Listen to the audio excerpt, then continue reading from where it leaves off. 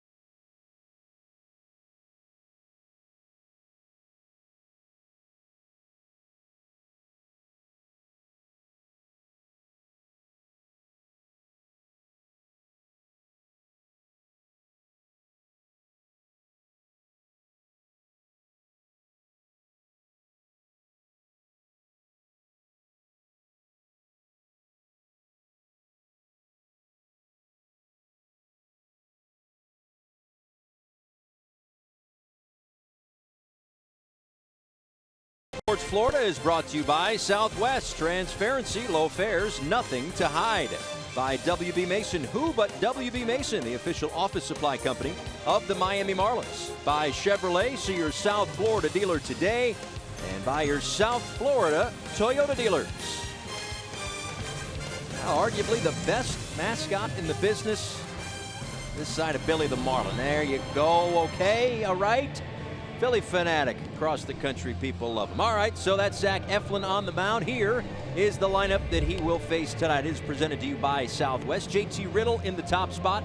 Miguel Rojas is over at third tonight, so it's a night off for Brian Anderson. Brinson, Dean, and Ortega are going 6, 7, and 8. That is the outfield tonight for the Miami Marlins. On the hill for the Phils, it is Zach Eflin getting the start.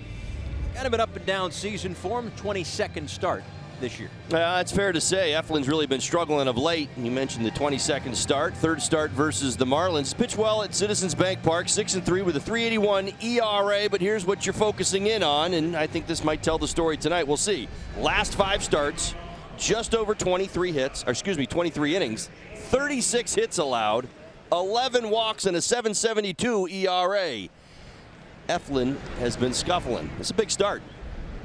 Especially for this Philadelphia Phillies team that comes in having lost 5 in a row. And as we showed you before, 23 of the last 34. They have slipped considerably in the National League East standings and therefore also in the National League wild card standings as JT Riddle takes a called strike. 9 homers and 33 RBIs for Riddle.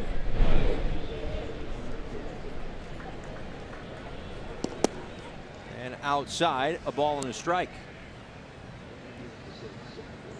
For JT, homered the other night. It was his first at-bat since September 3rd.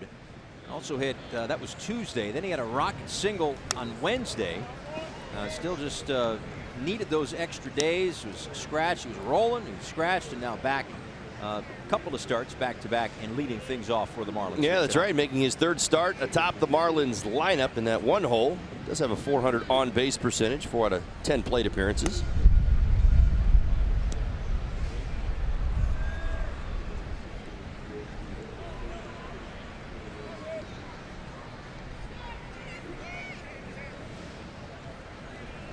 And the 2-2 pitch is lined through the right side. A leadoff single for JT Riddle.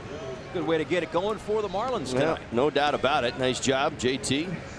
Marlins need some hits after yesterday. Only 9 hits in the doubleheader. All right, here we go. The AutoNation scouting report. Fastball fiasco. Now, through his first 16 starts, a 3.57 ERA, an 8-4 record, and a batting average against the four-seam fastball and the sinker right in that 220 range. Last 5 starts, I told you, not good, 7.72. How about this? Four-seam fastball, 95 miles an hour, 3.72. The sinker at 4.29, so he is on thin ice. That's number 2. He's only averaged 4 2/3 over his last 5 starts and lead the way.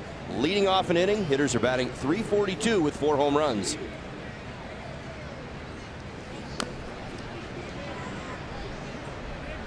Miguel Rojas down in the count 0-1.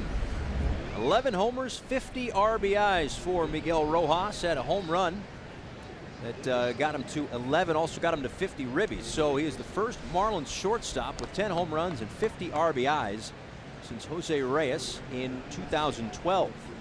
He's the one guy in the Marlins lineup tonight that does have a home run against Eflin.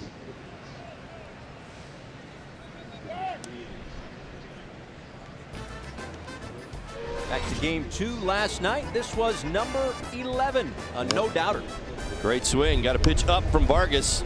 You mentioned that Vargas had given up a few home runs. Right man, right spot. That's pretty impressive stuff. 11 home runs this season. Entered with 4 in his career. Yes. Now he's got 11. Well, we were here for the first road trip of the season and hit a home run off of Jake Arrieta earlier this year. Clearly set the tone for how it's gone for Miggy, who lines one out to left field. And moving over to make the catch, Aaron Altair.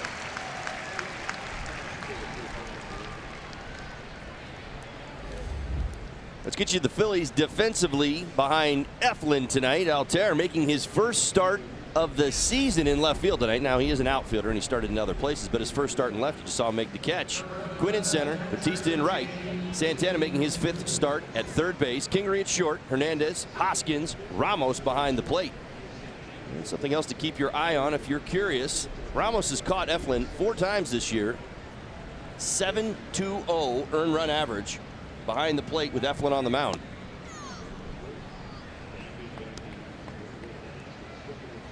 They have kept a close eye on JT Riddle over there at first base, checking on him a few times as JT Realmuto steps in. Riddle without a stolen base this year, but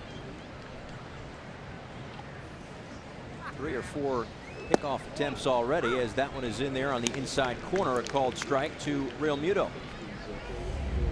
Well, you'd love to see the Marlins really kind of get out, maybe get after Eflin early.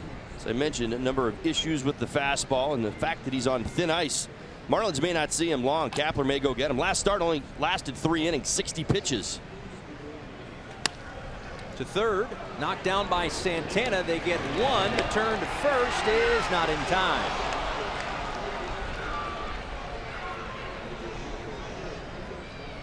Well, not in error on Santana, who still has none over there at third. A close play at first. One more look. I think Realmuto's safe if the Phillies were thinking about it.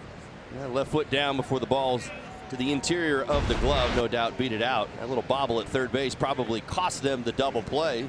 Let's look at it as another opportunity for the Marlins. Now, the reason why I point out Santana over at third is because it's not only been, what, the last couple of weeks that Santana's been basically over there. the left side outside of Kingery. Now, Kingery's done a very nice job at short, but you look at, and again, as I said, Alter's an outfielder, but this is his first start in left field this year. He's made other starts throughout his career, but hasn't been out there this season. Santana, 5th start at third base.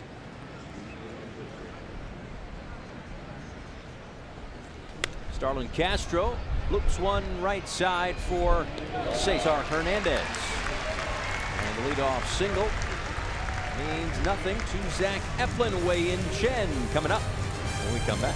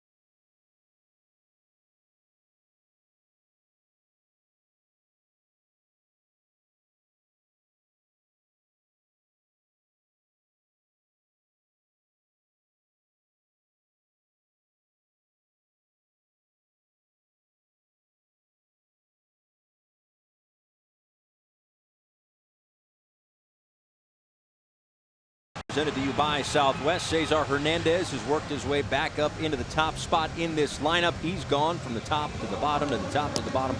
And right behind him is Rhys Hoskins, certainly an offensive threat. But Wei-Yin Chen on the mound tonight, 24th start. Yes, there are the home road splits and all that kind of stuff, but in a 30,000-foot sense, he's been rather consistent this year. Well, he certainly has. He's gotten the ERA under 5. He's won 4 of his last 8 starts. He pitched to a 1.54 ERA in 4 August starts, and since the All-Star break, he's got a 3.11 ERA and a 4-3 record. The one thing to pay attention to tonight, we kind of opened the show with this. First, right-handed batters. Why I bring that up? You're going to face 9 of them in a row, over and over again, unless Gabe Kapler decides to do something with his lineup. Against the right-handed hitters here in the second half, 204 batting average against, 280 on-base percentage, and a 367 slug. That's a 647 OPS. That's solid production from Chen against the righties.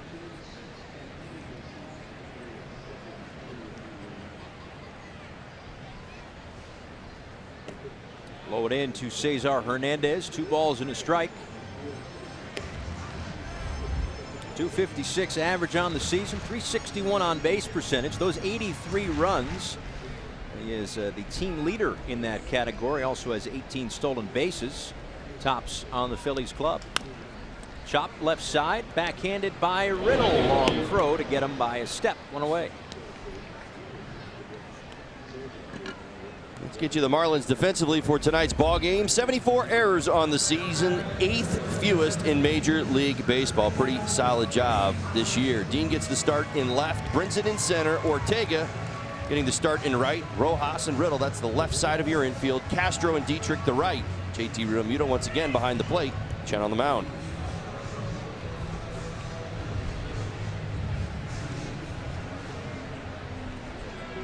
Here's Rhys Hoskins. He'll take a called strike to start the at-bat. Another solid year for Hoskins. This is, well, I should say his first full season, but more solid numbers for the youngster. 30 home runs, 89 RBIs. Hoskins is such an interesting story. I think going up against the Marlins. Marlins obviously saw a ton of him last year as he made his major league debut and, well, auditioned quite well in 2017. 10 games against the Marlins. He hit .441 with a .556 on base percentage and a .1206 slugging percentage. Yeah, that's right. I said .1206. 8 homers, 19 RBIs. Now, the reason I bring it up, I mean, it's just kind of a comparison to what we saw from him last year. He's only hitting .208 against the Marlins this year. That's right. For the most part, they have kept him in check. Yeah. Sure, he's had some big hits here or there, but it hasn't quite been that same ownership that we have seen, at least recently, from Asdrubal Cabrera, who is not in the starting lineup tonight for the Philadelphia Phillies. This one popped up. Foul ground. Dietrich is there for the catch. And there are 2 outs. Well, fortunately, no rain. There are certainly some darker clouds and a lot of wind, too. I don't know if I completely buy 10 miles an hour. Those flags are really whipping around. You probably hear it on some of the field mics, too. I wonder if that has anything to do with the, I guess now tropical depression, storm, Florence. Yep, very well could be. In the middle of the East Coast. Jose Bautista takes a breaking ball low. 12 homers, 44 RBIs this season, as Bautista has made the rounds in the National League East this year. Signed late with the Braves, then released, signed with the Mets, now with the Philadelphia Phillies.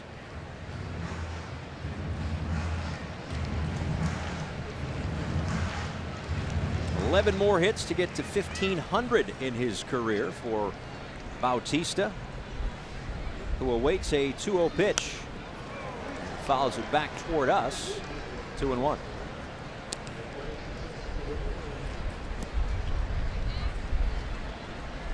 Now, mention the rounds that Bautista has made this year since he homered with the Philadelphia Phillies. First player to homer for 3 teams in one division in a season.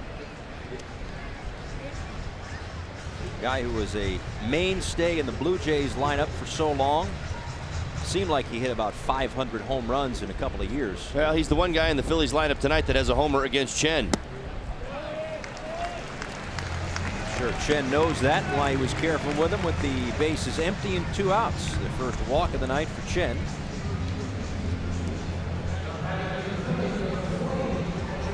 And that'll bring up Wilson Ramos.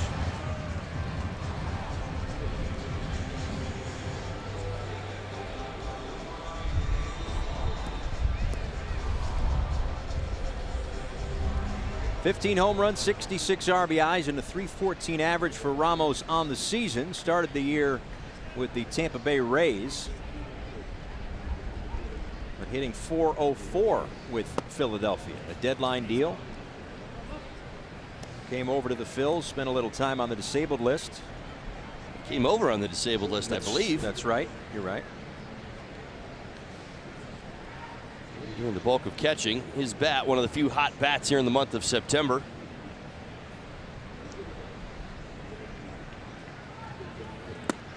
And he has feasted on left-handed pitching. I would expect that Chen will be probably as careful with Ramos as he was with Bautista.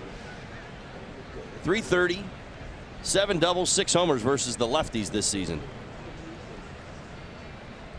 And he's been hot in September. Here's the 2-0 pitch. That one misses away. 3 balls and no strikes. Alfonso Marquez is the home plate umpire tonight, and the crew chief. Jim Wolf is over at first base, DJ Rayburn at second, and Chris Siegel, the third base umpire.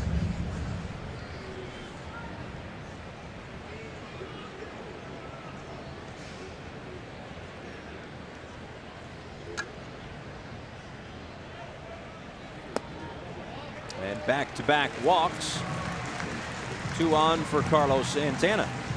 Now this is a bit concerning here in the first inning. The reason I mentioned it, 18 pitches for Chen. You kind of see where JT's setting up. We talk about that outside lane, particularly against all these right-handed hitters.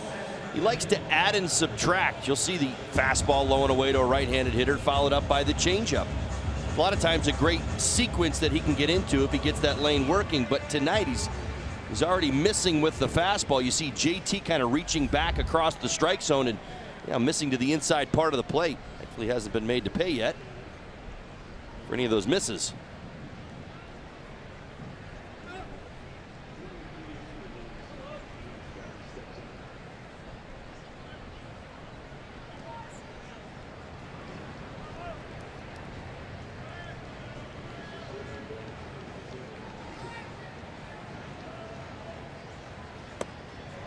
Low and in, and out to the mound goes Real Muto.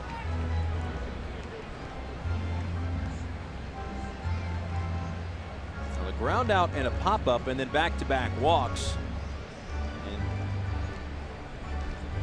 And one would think that communication on the mound is just, all right, one pitch we can get out of this thing. Settle back in. Not an easy out, of course, with Carlos Santana. Spidey, for that matter. They're doing Halloween night here at Citizens Bank Park. So the scoreboard's got all the Phillies dressed up as superheroes. So trying to figure out how his chain isn't hanging. It's still going in the opposite direction. How is that? Yeah, it probably just got caught up in the web. I'd have to guess. It's a great answer. Yeah. You're probably right. Yeah. Superheroes and costumes. I think we saw there might have been a Frankenstein mixed in there. One of the first few batters. Nevertheless,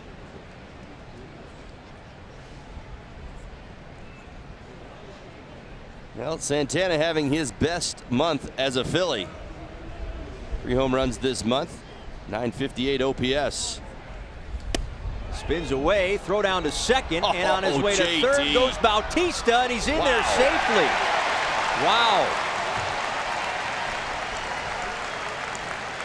Well, Bautista was caught in no man's land as the throw was going down to second, and then Castro's throw spun Rojas around, so he had to try to find Bautista on the back end of this play. Yeah, this is an unfortunate set of circumstances. Everything is clean and ready for the huge out that they were about ready to get in picking Bautista off second base. Great job by JT, but that throw to Rojas comes back around. Maybe he catches him on the leg. Let's take a quick look here. Of course. That one frame where it looks like you might be able to see something. If the Marlins take a look at this, and they are. Well, I mean, you add up all the details of this back pick, and I mean, this may be a huge moment ultimately in this ball game. I mean, JT to the day. I mean, we were just talking superheroes, right? You've just walked 2 hitters. You've got the hottest Philly in the box in Santana. He's now in a 2-1 count. And you got him picked off. And they got him out. So must have just gotten a leg. Huge, huge, huge play by JT Realmuto. My goodness. And frankly, that didn't take nearly as long as I thought it might. So the Marlins catch a break. And just like that, we go to the top of the second in Philly.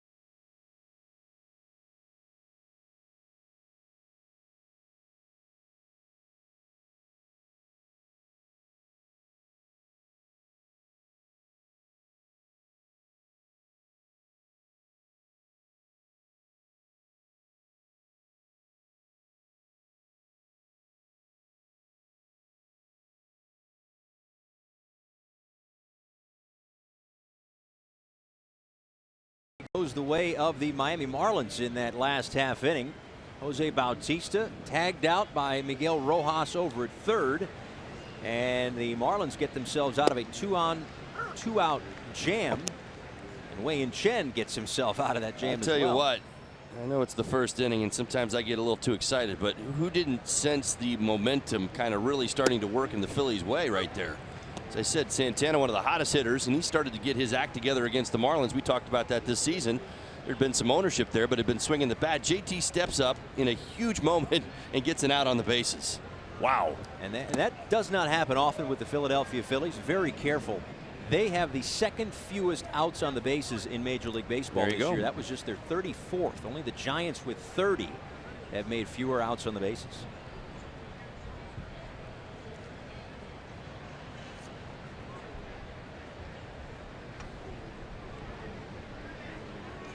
And now another delay.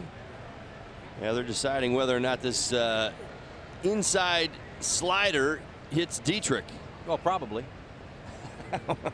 Well, listen. Fair for us to assume just because we know who's hitting. Exactly. You don't even have to look at it. It's well,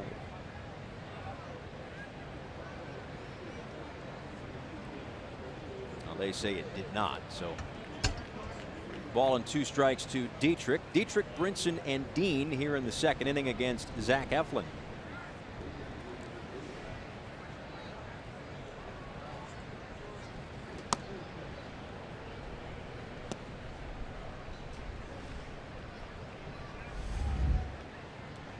For Eflin, lefties have done more damage than the righties. 296, 9 home runs. Righties 236. Dietrich, a fly ball out to center field. Quinn is back a few steps toward the catch. Join us for Comunidad 305 when we celebrate Miami's diversity on September 22nd. Purchase a package to receive an exclusive t-shirt and enjoy post-game entertainment by Giobetta. Tribute to Mark Anthony in the 5th base presented by Corona Light. Purchase tickets at marlins.com/Comunidad for 305.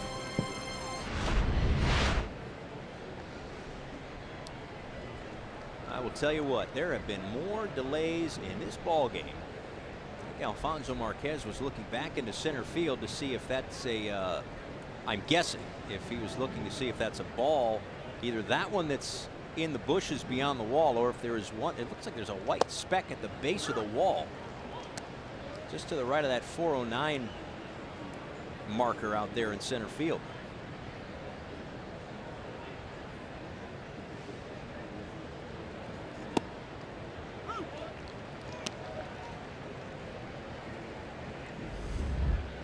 Was Brinson 13 for 40, 4 multi-hit games since being added to the roster at the beginning of the month. Takes that one low, a ball and 2 strikes. In the Florida Lottery in-game jackpot, he's got a 4-game hit streak against the Phillies, 6 for 12 in that stretch. He held up, says the first base umpire Jim Wolf.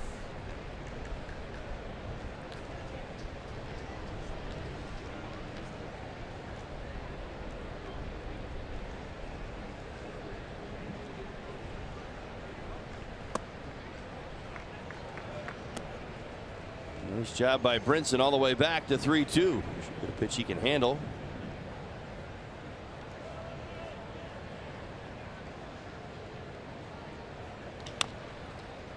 Chop to third for Santana, who throws on the run and gets Brinson for the second out. Coming up in the 7th inning, we'll check back in with the studio, the Ram game break. There's Austin Dean. Nobody on in 2 outs. Feeling better today. A little sick before the game yesterday in the original lineup for game 1. 3 homers, 9 RBIs for Dean.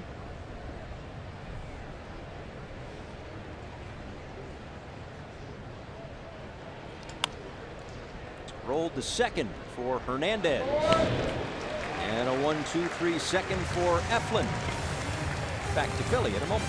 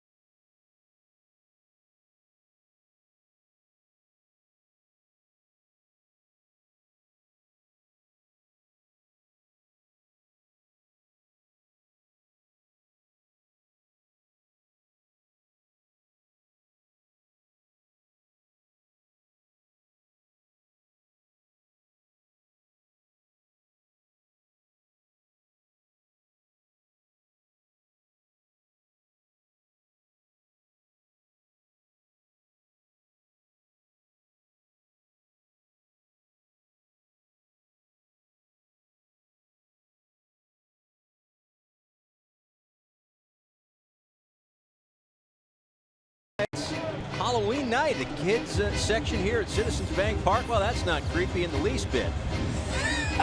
Right? You know what I'm amazed at is that Halloween has now become a season. Now, there's nothing wrong with that, right? My goodness. It used to be when we were kids, Halloween was a day, maybe a week. Now it's a whole season. I saw Halloween stuff out weeks before we went over on this road trip. Holly, it's ridiculous. First of all, Carlos Santana, Aaron Altair, and Scott Kingery due up in the second against Wei-Yin Chen, as that one's bounced foul. It's really, I'm being told that Halloween has the second most money spent on it. That's unbelievable. After Christmas when it comes to holidays. But isn't that just the case? Like, we've both, maybe it's different where up here in the Northeast, we've both spent a lot of our lives up here. Now we're in South Florida where there's kind of like a season and a half. Right. But up here, everything is fast tracked. Yeah. Everything. Like, can't get to the next season fast enough. 4th of July, you already start smelling like pumpkin spice lattes. And then you're like winding up. There's like a week to Christmas. All of a sudden you got turkeys everywhere. Valentine's Day chocolate is sold on like January 3rd. It's unbelievable. Santana, base hit to center field. Cut off by Brinson to keep Carlos over at first.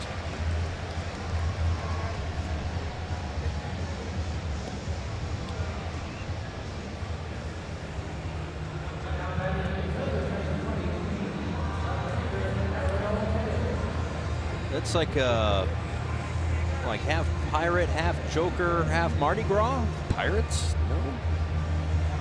There's like a witch hat. There's a bandana.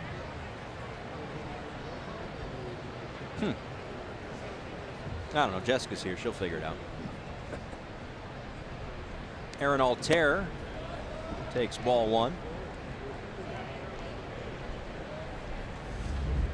6 homers, 33 ribbies on the year for Altair.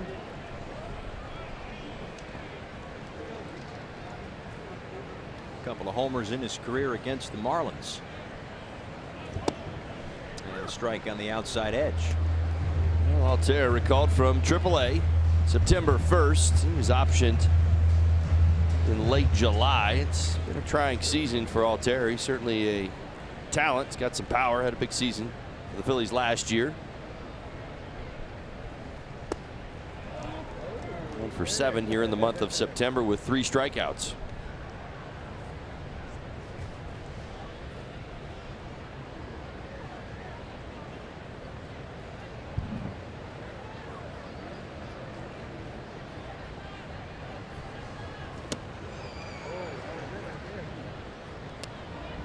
Two balls and 2 strikes.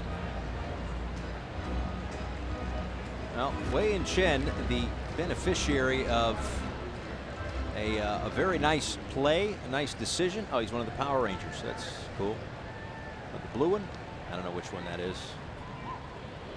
But anywho, Chen able to get out of the first inning jam as Bautista was tagged over at third. A very close play. They went to review, went the Marlins' way. But now we're kind of seeing that same, maybe a little tick off in terms of the command and the control here in this second inning. He's already up to 30 pitches. Nobody out here in the bottom of the second. And that one is gone. 2-run homer for Aaron Altair. And the Phillies on the board first. Yeah, the Philadelphia Phillies looking for a spark about any way they can get it right now. Altair got the start in left field tonight. Not a whole lot of history against Chen.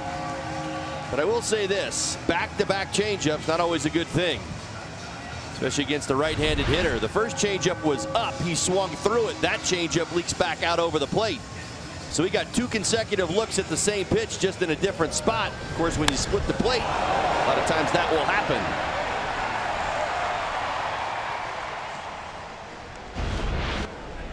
401 feet, 108 miles an hour off the bat.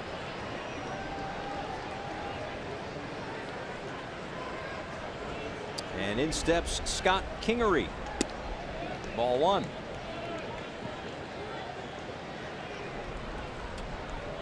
Well, for Chen, yes, there have been the home road splits, and the 2-run home run there will only make the ERA go up a little bit. But just in terms of overall starts, 4 earned runs or less, 18 of his 23 starts coming into tonight, and 3 earned runs or less, 16 of his 23 starts.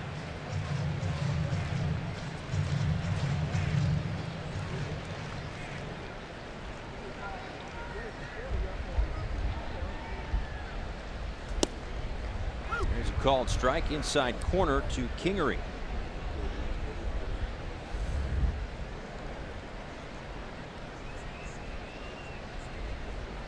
8 for 38 this year against the Marlins. And this is his rookie season with the Philadelphia Phillies. 2-2.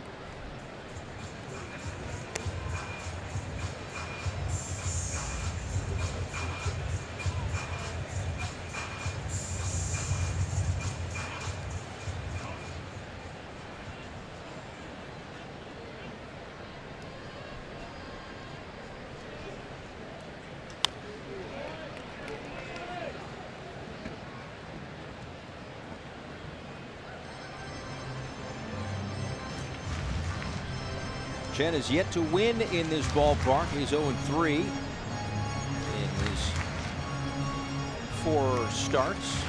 Check that, 4 games, 3 starts coming into tonight. Down 2-0 after the Altair home run, but he comes back to strike out Kingery for the first out in the second.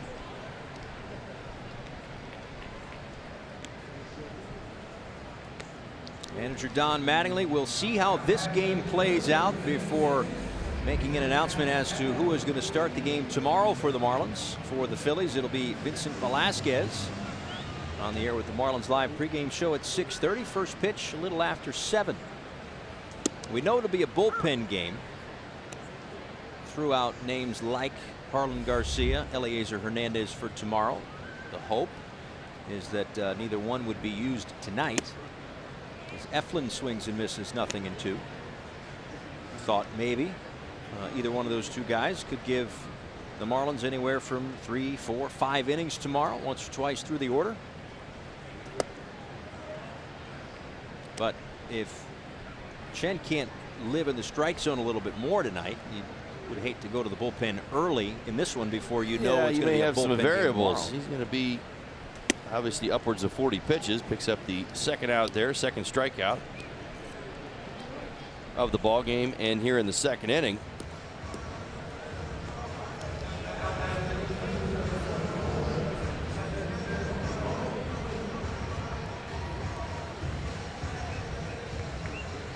Two outs for Roman Quinn.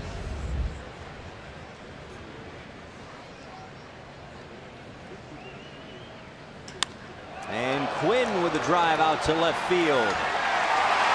First pitch swinging, a home run. Second of the inning, and it is 3-0 Phillies.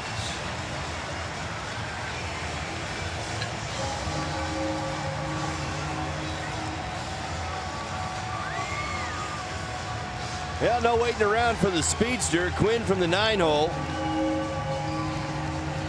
We heard this in Miami. It had just been brought up what he brings, the dynamic force he has been for their offense this season. First pitch he gets, fastball out over the plate. Line drive home run to left center field.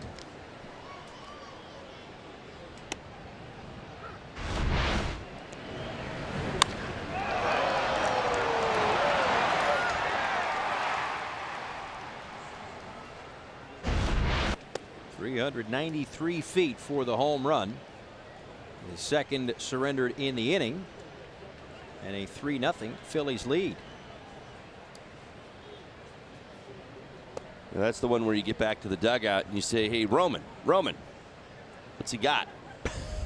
And he responds with, he's got a fastball. That's all I know. That's it.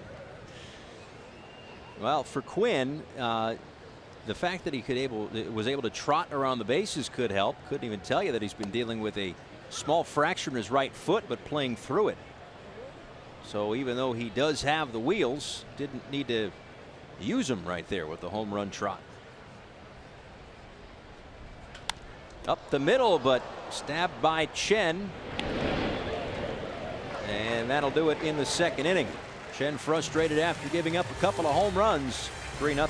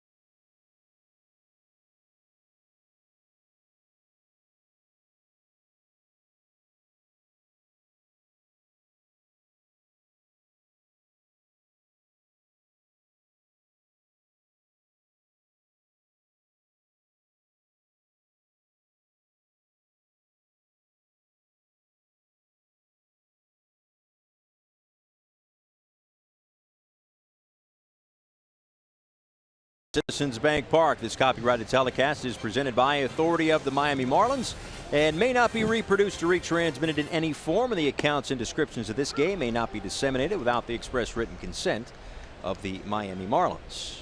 Rafael Ortega, Wei-In Chen, and JT Riddle.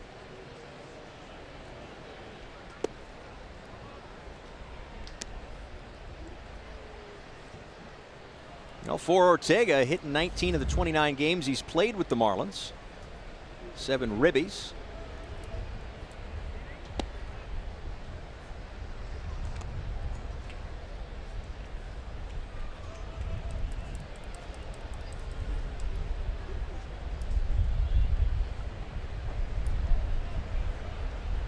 Squares to bunt and takes ball 3.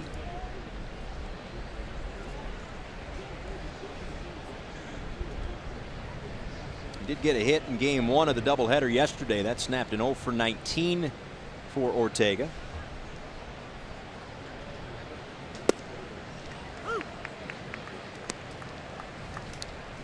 Uh-oh. What's going on here? We've got the Hall of Famer, Dave Van Horn, lower right, the great Glenn Geffner on the left, and the very adequate Kyle Seeloff celebrating a birthday today as the Philly Fanatic is in there. And Kyle, as per usual, doesn't look like he could care any less. That's right. Well, he does now. That now. is terrific. Well, a happy birthday to our pal Kyle. He is getting it full on from the Fanatic. Got him. Look at Kyle. Kyle's like mad about this. Oh, yeah. I have to admit, I'd probably be mad too, but. Yeah, well, you guys have hair to mess up. That's why. That's the most Kyle's smiled in 3 weeks. It's because he hasn't seen the sun. No, we love Kyle. We love Kyle. He's works very hard with Glenn and Dave on the radio side. And Kyle, not the only member of the Marlins family celebrating a birthday today. Also, Marlins bench coach Tim Wallach celebrating a birthday. Hiding as best he can from the Philly Fanatic. Rip foul. Look out, Perry Hill. Come on, Bone. Bone's an infield coach. He's got to be able to field that. Yeah, I know. That was like, I don't know, 109 off the bat. That was a rocket. Not sure I want to field this with a glove. Look at that, though. Look at him. Whoop. He got skinny quick. Look at that. That was actually behind him, right? He didn't move out of the way towards the stands. He had to move towards the field of play. That's that hit by pitch that I was telling you about, right? You don't lean. You don't naturally want to go that way. Look at the balance, though. He's still. Nice job, Bone. Still got it. Fleet of foot. Love it. Bone will appreciate this tremendous footwork. Absolutely. It's one of his F's. This one coming back toward us on the 11th pitch of the at-bat. Ortega still battling Eflin.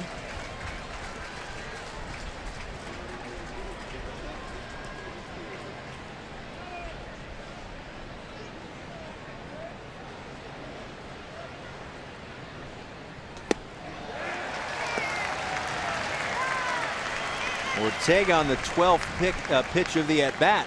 Strikes out for the first out in the 3rd. Join the Marlins on September 20th for Social Media Night when they take on the Reds. Purchase a ticket package and receive a Social Media Night t-shirt. The opportunity to have your social media content run pre-game on Marlins Vision. For tickets, visit marlins.com/social media. You know what'll be on social media? Kyle Seeloff getting silly string all over him from the Fanatic. Yeah. I'm sure Geff will be tweeting that momentarily if he hasn't already.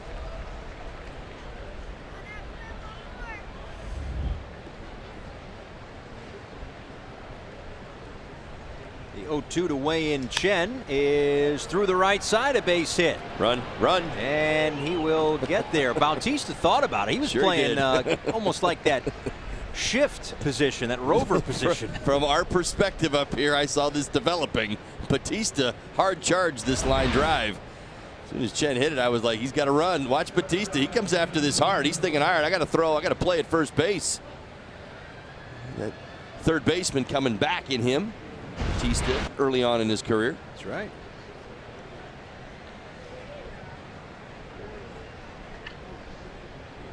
So a base hit for Chen, and back to the top of the order for JT Riddle, who singled in his first trip. Ball one.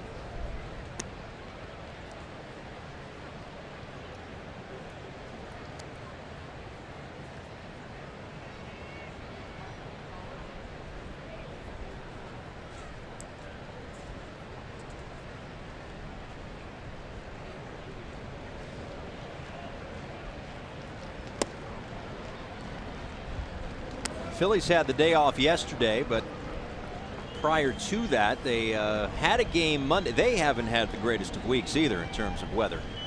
They were not quite rained out, but they were wet grounds out, if that's a thing, on Monday. They were on the road over the weekend, last weekend, and the grounds crew decided to leave the tarp off the field so the field could get a little bit of rain. They were expecting half an inch, 3/4 of an inch, somewhere in there. Not much, just enough to kind of treat the field a little bit. And it rained a lot more than that. So when they got home on Monday, they had to use Well, you know what you got to do? blow torches. Yeah, I was going to say, just get the blow torches out. Yeah, no, they did. They did that. And so they ended up playing a doubleheader a couple days later.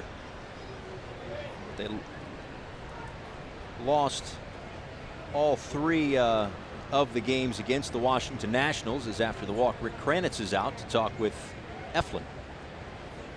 Well, Eflin's been attacking the strike zone. First pitch strikes to 9 of the first 10 batters he's faced. I mentioned this in the AutoNation scouting report. I brought it up. I mean, the way he's been pitching over his last 5 and here in the month of September, a 10.13 ERA over his last 2 starts.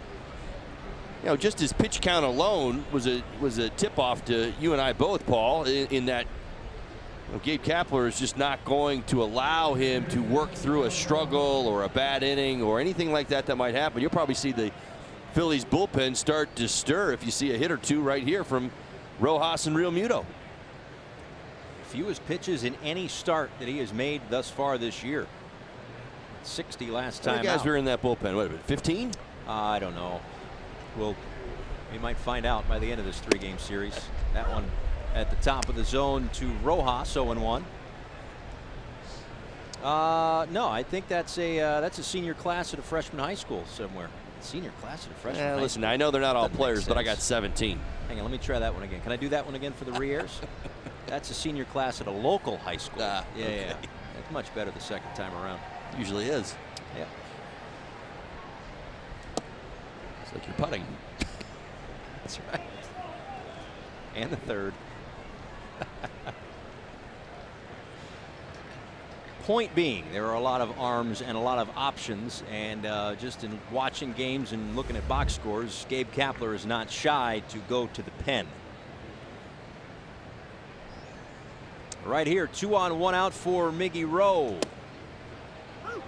That one is a called strike. He didn't love strike 1, didn't like strike 2, and now in the hole. And you can see why. Slider off the edge at 87.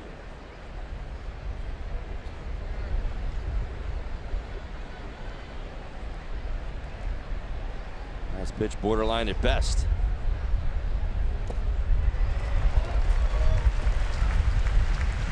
Well, Paul, that's a classic example of one thing leads to another. You take the first slider and you think it's a ball, you get it called to strike, and then you feel as though you've got to defend against it.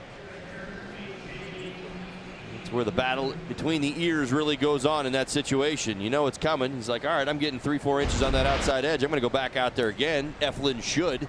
He does. Rojas chases. So now 2 on 2 out for JT Realmuto. Reached on a fielder's choice back in the first.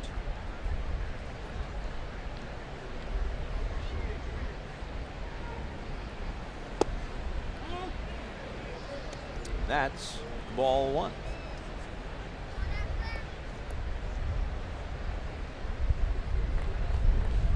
Last 14 games for JT.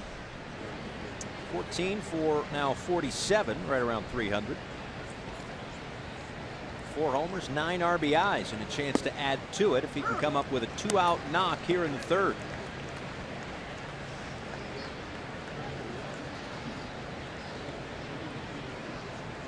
Wei-Yin Chen with a base hit on at second. Riddle on at first after Zach Eflin's first walk of the game. Here's the 2-1. The 1-1 rather, now a ball and 2 strikes.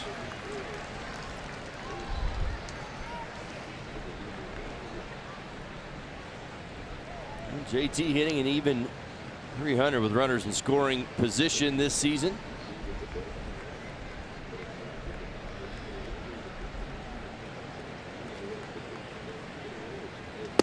Cut on and missed for strike 3. 3 strikeouts in the inning, and the Marlins leave 2. When we come back, Jessica Blaylock has an awesome story.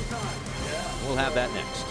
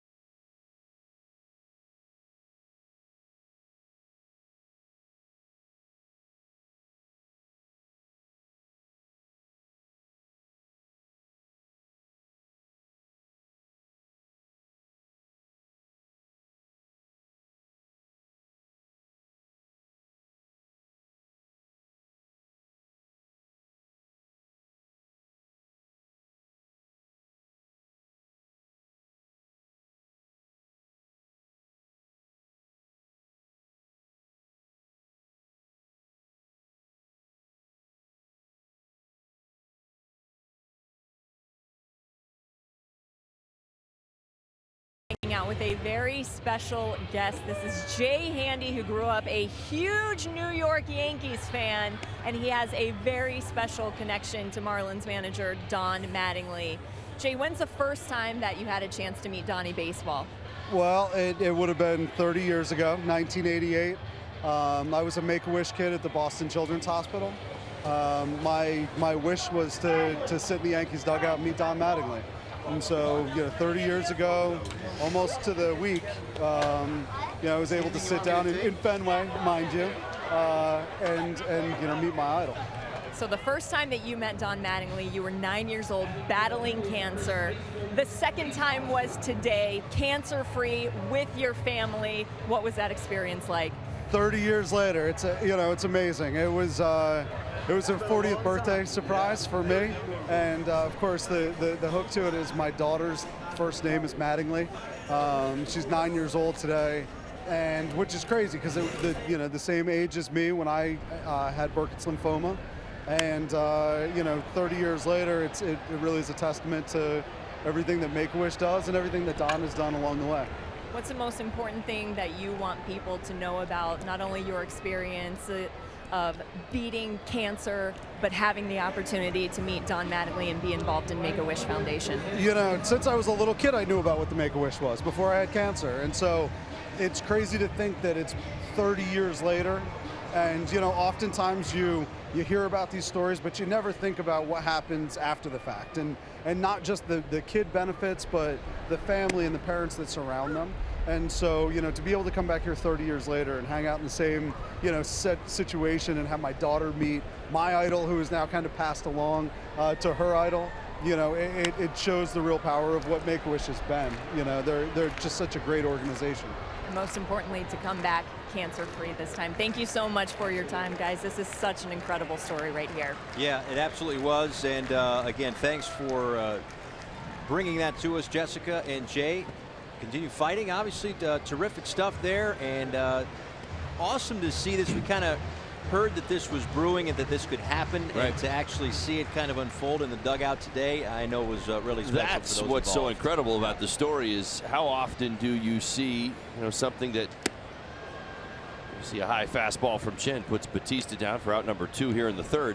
Where the story originates, and then you finally get to maybe what we would call the final chapter, right? Or bring it all the way back around again and see it in that aspect, and to see Jay with his kids, I mean, my goodness.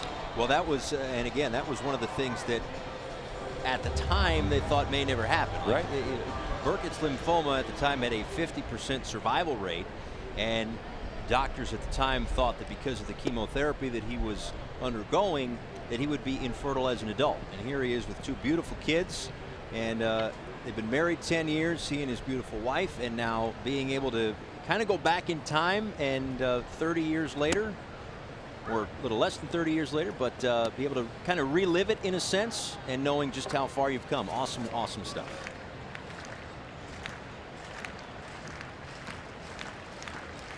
Well, outside of a little gray, Skipper hasn't aged a day.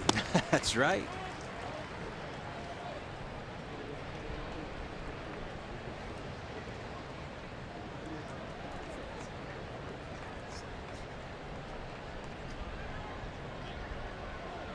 Two balls and a strike to Wilson Ramos, who walked in his first trip. Whoa, look out. That goes flying toward the Marlins dugout.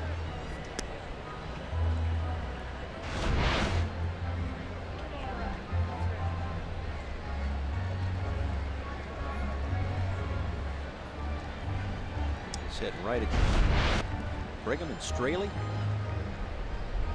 Keep your eye on the bat coming at you there. Heads up.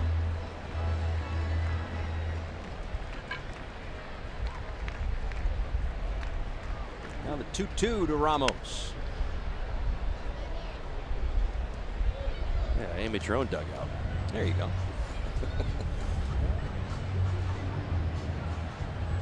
Thing is, you played in a day and age where there were not the fencing and the netting in front of dugouts. Right. I'm pretty sure we're 30 for 30 now. Every dugout's got that, right?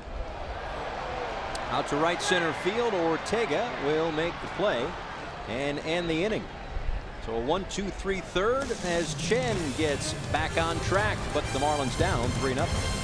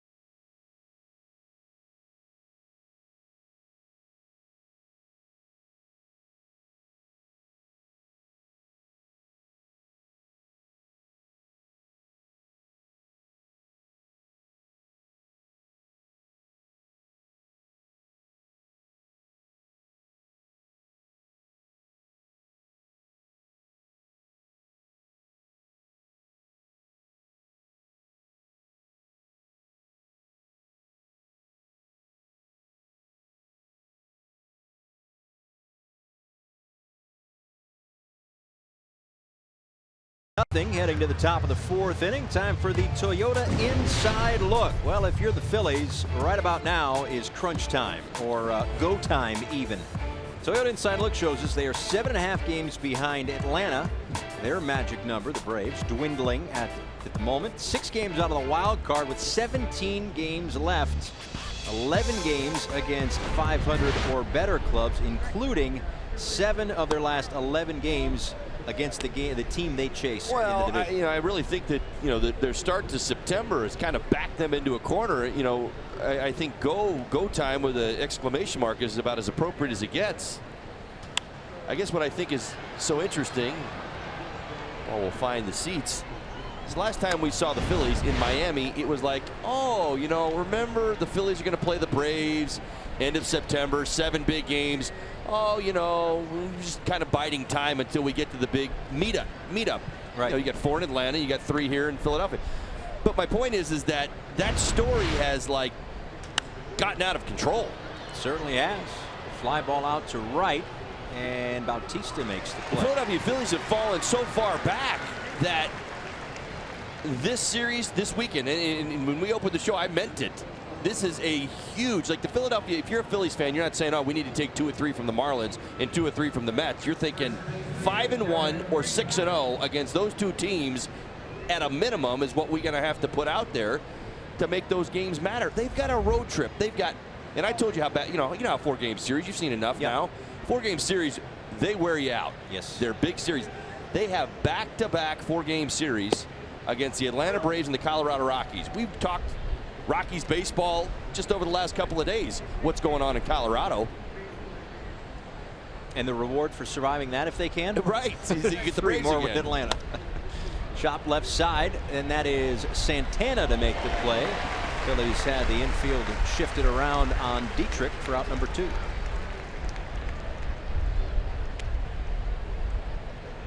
It's easy to beat the heat when you become an energy-saving expert. Go to fpl.com/beattheheat. So 2 outs for Brinson.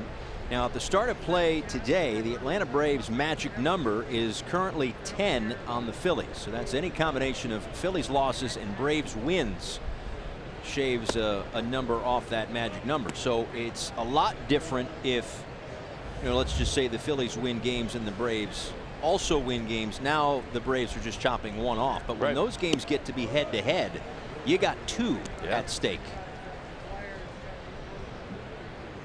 So Gabe Kapler's club is up against it, and it's going to get to a situation, if they don't get one of the postseason spots, where they were in it for so long and yet a year ahead of schedule, that it may take a little time for them to come to terms with how this season again may go.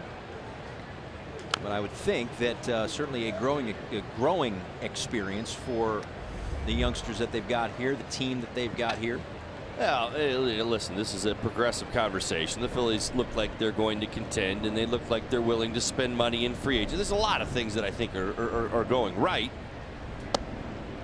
I guess at least from our perspective, at least for me, watching the National League East all season long, seeing the Braves 19 times, the Braves are arguably in the exact same position that the Phillies were in going into this season, trying to recover, trying to get back. They maybe did more in order to make it happen than the Phillies did. Santana goes up the mound to make the catch. A 1-2-3 4th.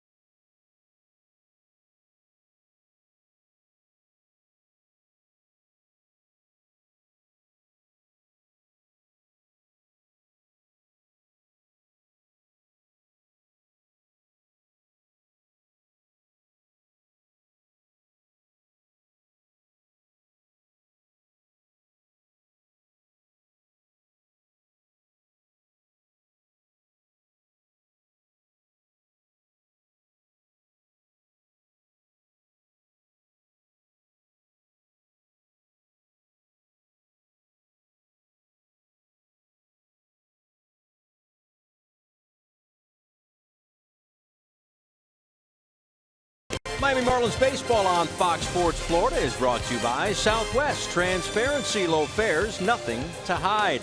The Cleveland Clinic. Stiff joints, aches, and pains. Trust Cleveland Clinic, Florida, the #1 orthopedic care in Florida. And by Simply Healthcare. Live the Simply life.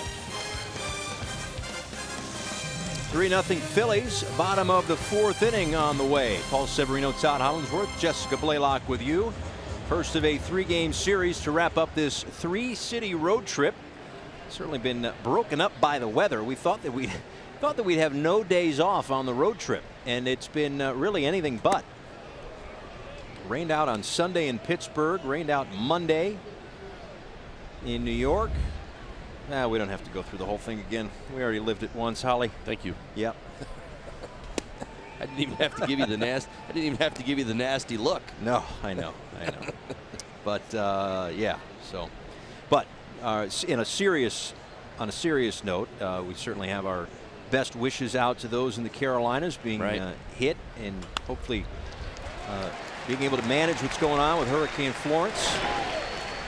As Carlos Santana leads off the 4th inning with a base hit up the middle. Certainly those in South Florida know an awful lot about how scary hurricanes can be when all you see in the reports that it's bearing down on you, and you have to make that decision to either go or hunker down, and hopefully everybody has stayed relatively safe down there. The Phillies box score, a 2-run home run for Aaron Altair, and Roman Quinn, a home run as well. All 3 of those runs scored in the bottom of the 2nd against Wei-Yin Chen. Line through the right side. Altair, his 2nd hit of the game.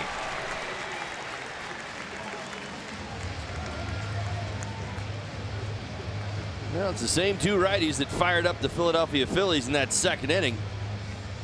Santana starting the 4th with a base hit up the middle. Altair going the other way. Between the 2 now 4 for 4 in the ballgame against Chen.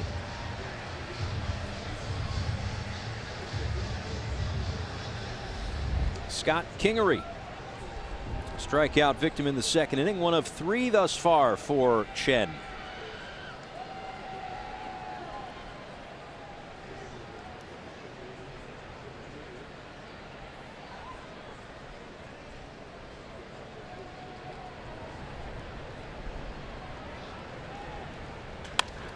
Base hit left side, and being held up at 3rd is Santana. They are loaded up. Back-to-back singles for the Phillies to open things up in the 4th.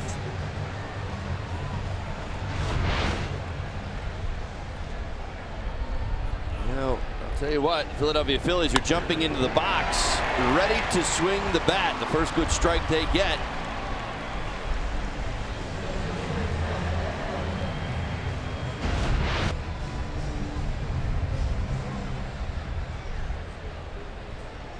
Marlins will bring the infield in. Maybe a benefit of the pitcher coming up in Zach Eflin.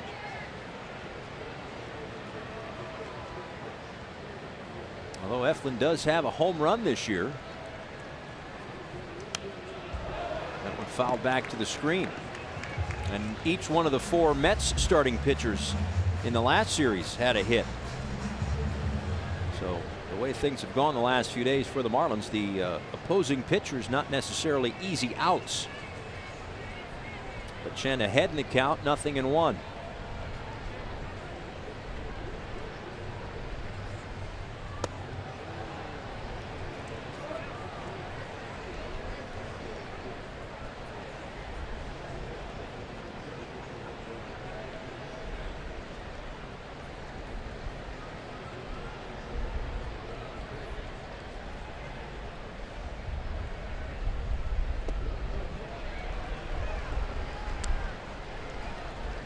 Really took a lot off of that. 69 miles an hour. Borderline ephus pitch.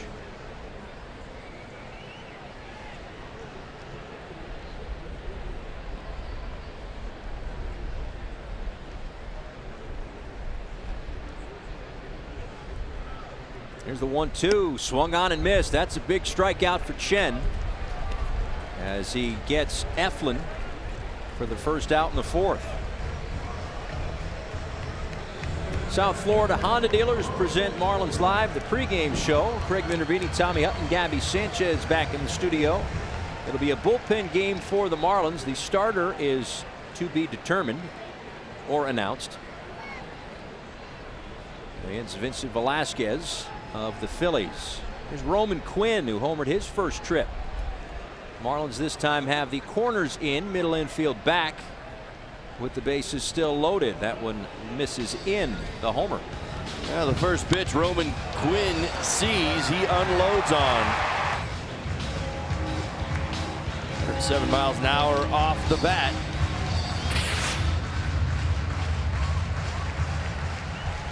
Probably explains the first pitch breaking ball that he saw in this at bat.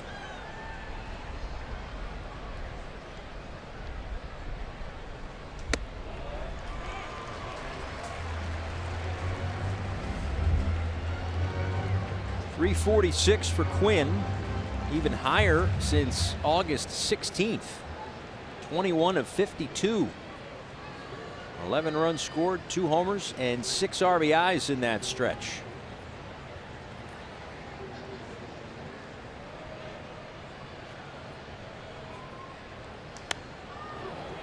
Two and one. You can see that. Not a brace, but a pad or a shield over that right foot for Quinn. Mentioned earlier that he's kind of playing through a bit of an injury right now. Small fracture in that right foot. Didn't cool him off in the second inning, however. Ground ball to Castro, the flip, and even with the broken bone, he's safe, and in comes Altair. The Phillies will score 2. Well, Quinn was able to beat it out, and Altair from second never stopped rounding third. Yeah, the Philadelphia Phillies athleticism on display. It's a routine double play ball, except for the speed of Roman Quinn. Altair never stopped. Just as you said, a good strong throw, one on the mark, probably gets him. You see JT having to reach just a bit back to Altair, who was sliding to that back edge of home plate. That's a big play for the Philadelphia Phillies.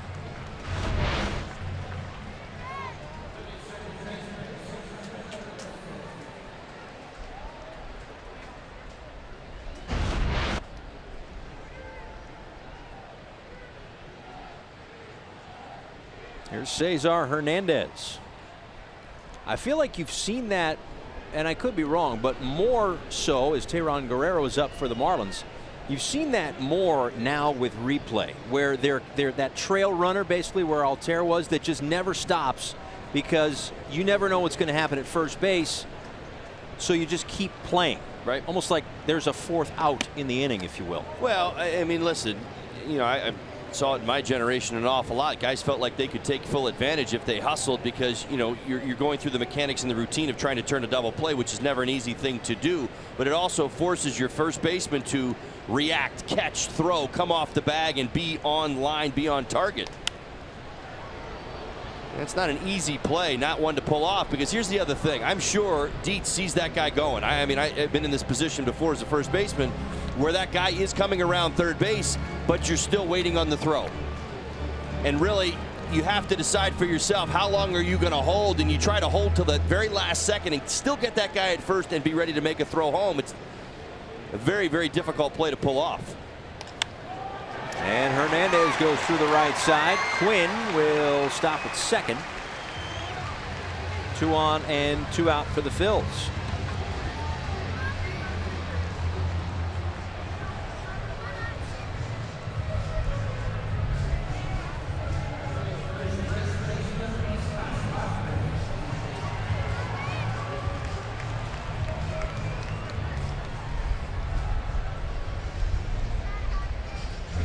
Fourth hit of the inning. As JT is out to talk with Chen. Guerrero continues to throw in the Marlins bullpen.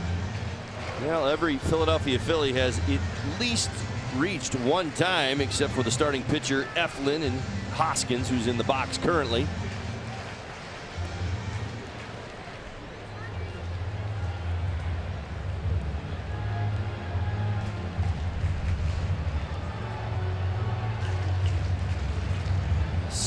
Seven hits for the Phillies, couple of walks. StatCast AI powered by AWS. Marlins swing the infield around to the left side against Hoskins, who in fact has popped up twice wide of first tonight. And 0-1 to the Phillies' first baseman. 3 in the second, 2 thus far here in the fourth for the Phillies.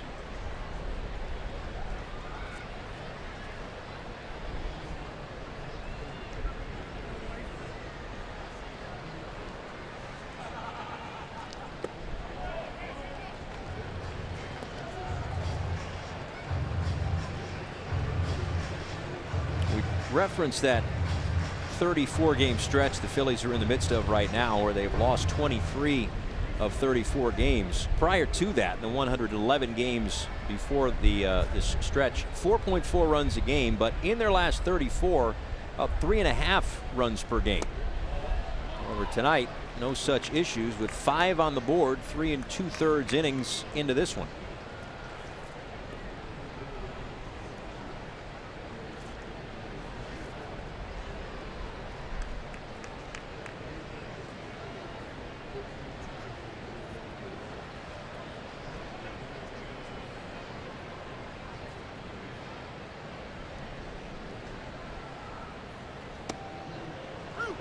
Called strike inside corner.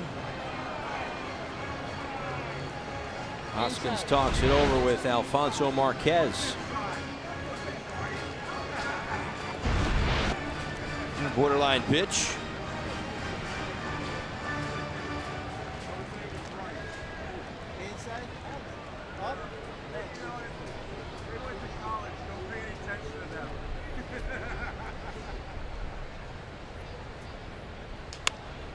Ground ball left side. Riddle off balance throw on the money to Dietrich, but the Phillies scored 2 more in the inning, lead it by 5.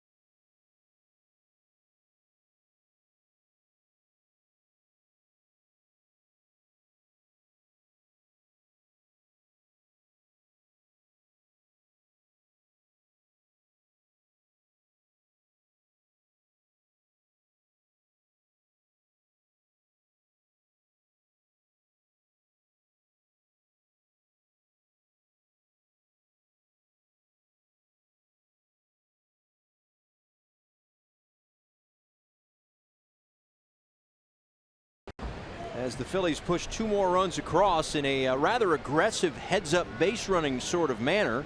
We told you earlier, as Austin Dean will lead things off, that when Bautista was thrown out at third base, they don't make many outs on the bases, right? Which might lead you to believe, well, maybe they're not too aggressive on the bases. Quite the contrary in that last half inning. And we'll see. Nice to think that plays like that would open up an opportunity for a team. Austin Dean punches one the other way. A leadoff single in the fifth. What I mean is the dugout feels that momentum, that type of hustle play by Altair. It really is a good play. It's a heads-up play by Altair, hustling around the bases, thinking that he can score that run again. The best part about the play itself is that it's a premeditated play. It's not a hesitation. Oh, I can think, no, he's thinking if I see a ground ball and I know that I've got Quinn, one of the fastest guys in the box, he beats it out. I got to make sure I can score from second base. Rafael Ortega takes low. Ortega, strikeout victim in the third inning. That was the inning in which Eflin struck out 3 Marlins batters for the 3 outs that inning, the only inning in which he's registered a strikeout. Ripped and off the glove of Hoskins into right field. Dean will make his way to third. On his way to second is Ortega, and he is out. Bautista pounced on it quick and threw a strike to Kingery, who applied the tag. Well, he sure did. Great swing of the bat. Jumps all over a fastball and rips it into the corner. Slowed down by Hoskins' effort over at first base. We made this play a little more, certainly a little easier for Bautista. Strong one-hop throw into Kingery. Pretty good view right there.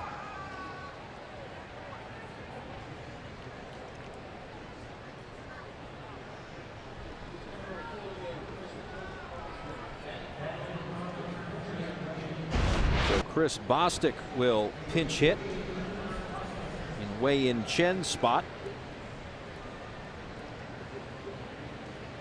with the Marlins' first run 90 feet away. Chen was 1 for 1 tonight, and he started his career 0 for 51. Since then, 7 for his last 44. But I think probably makes the most sense the way that he's battled all night, and this one right back to the mound for the second out. Bostic had been 2 for 5 pinch hitting, now 2 for 6 on the season. Looks to be Guerrero, the first man in out of the Marlins pen. Back to the top of the order for JT Riddle.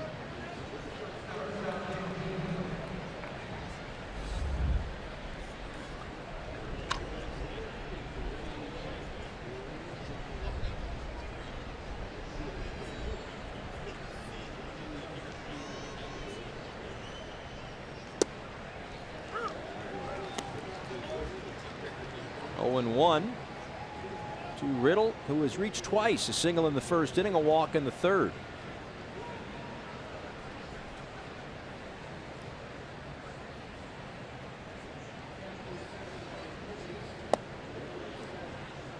Ball and a strike.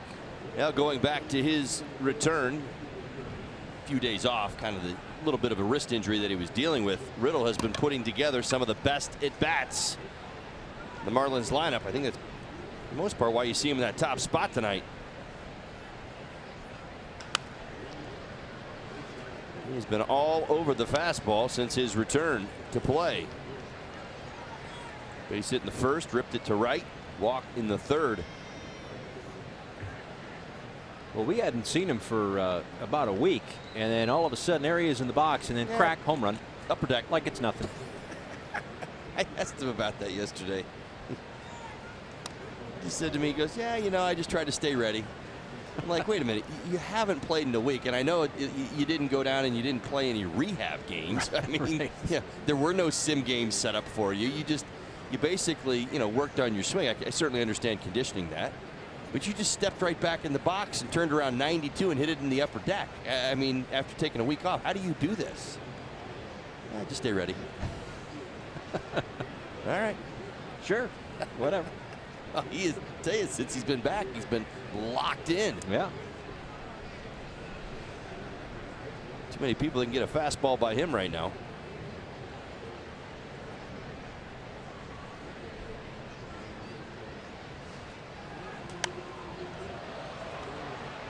Fouls that fastball off. Still 1-2. That's 70 pitches for Eflin. 48 of them have been strikes.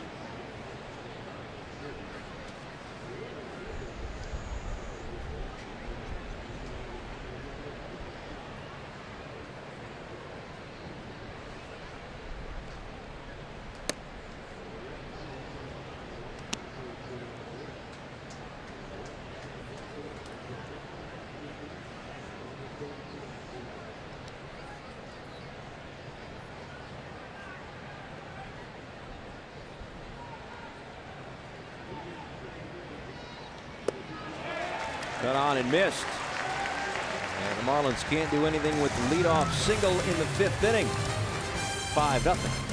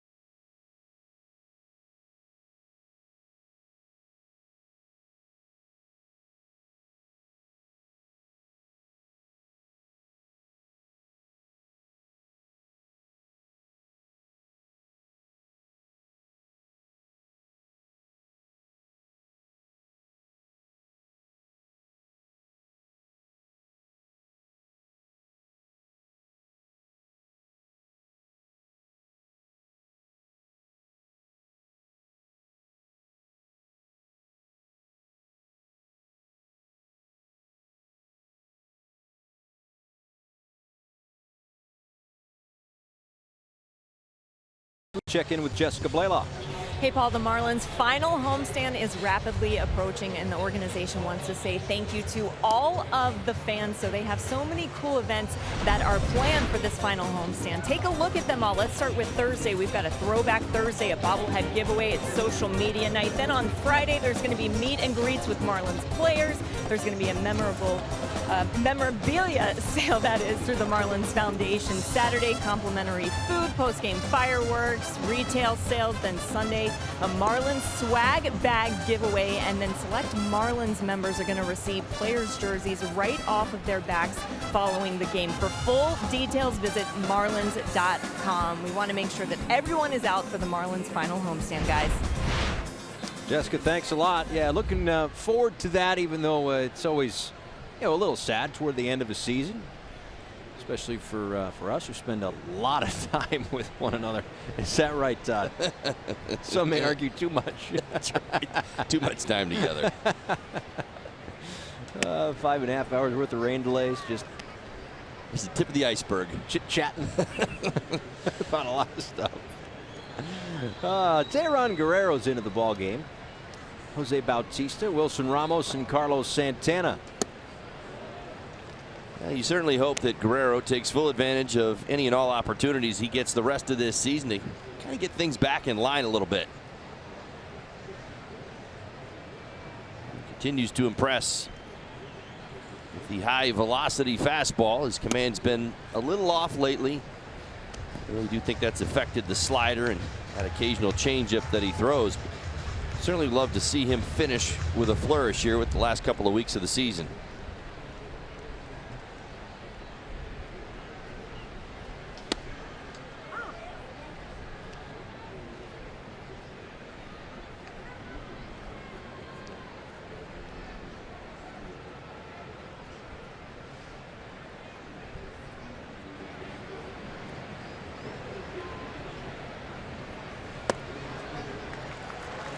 leadoff walk to Bautista here in the 5th. Geico presents this day in Marlins history. September 14th, 1996. 1-0 Pirates, but the game only 6 innings. First rain-shortened game in club history. Carlos Garcia led off the game with a home run. And that was at then Joe Robbie Stadium.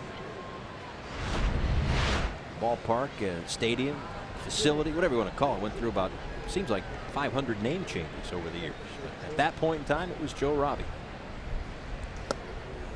Low to Wilson Ramos, who walked in the 1st, flew out in the 3rd.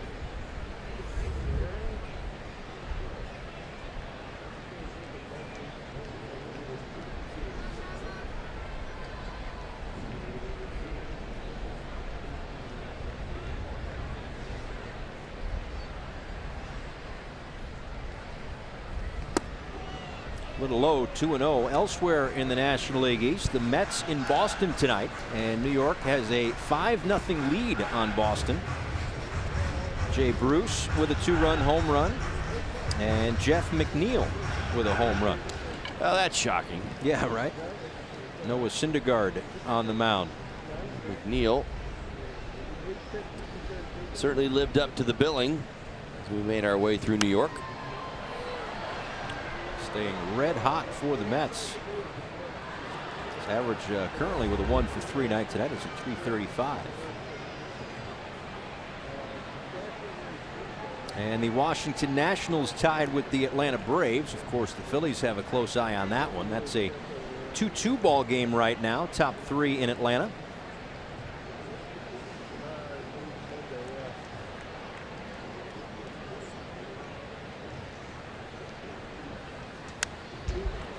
Wow, what a road trip for the Arizona Diamondbacks. They were just in Colorado playing some nail biters, if you will. They're now in Houston. Yeah, their entire September schedule is unbelievable. They do have a lead in the bottom of the 1st, 2-1. And I say that cautionary. Houston Astros have the bases loaded. Check back in a moment. Yeah. 2-2 here to Wilson Ramos from Guerrero outside.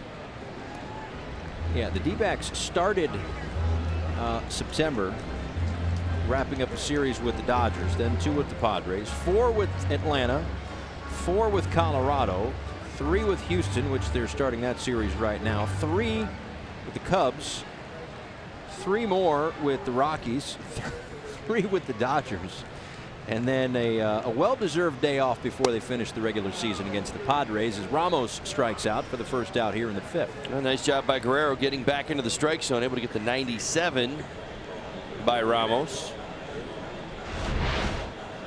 Take another look. Just straight gasoline. We'll split the plate.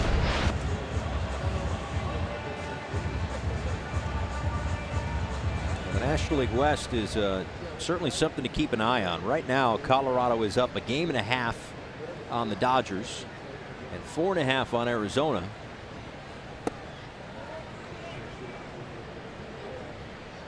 Wild card in the National League. Milwaukee and St. Louis have those 2 spots right now. Dodgers 1 back, Arizona 4 back, and as we mentioned, the Phillies 6 back of that wild card. So it's not necessarily a safety net the way that some other clubs may have, you know, like the Brewers, for example. If they can't catch the Cubs, get a pretty good chance at a wild card and at least a shot at the postseason.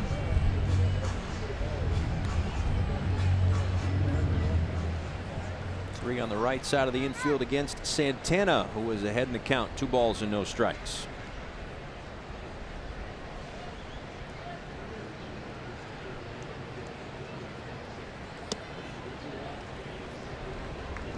Three and 0.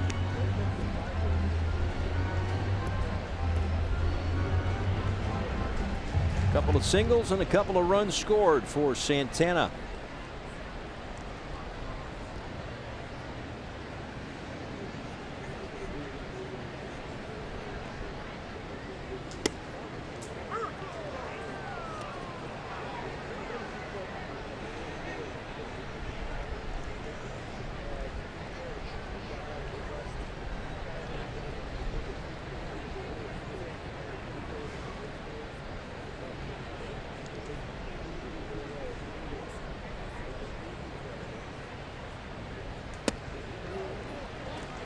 Second walk of the inning.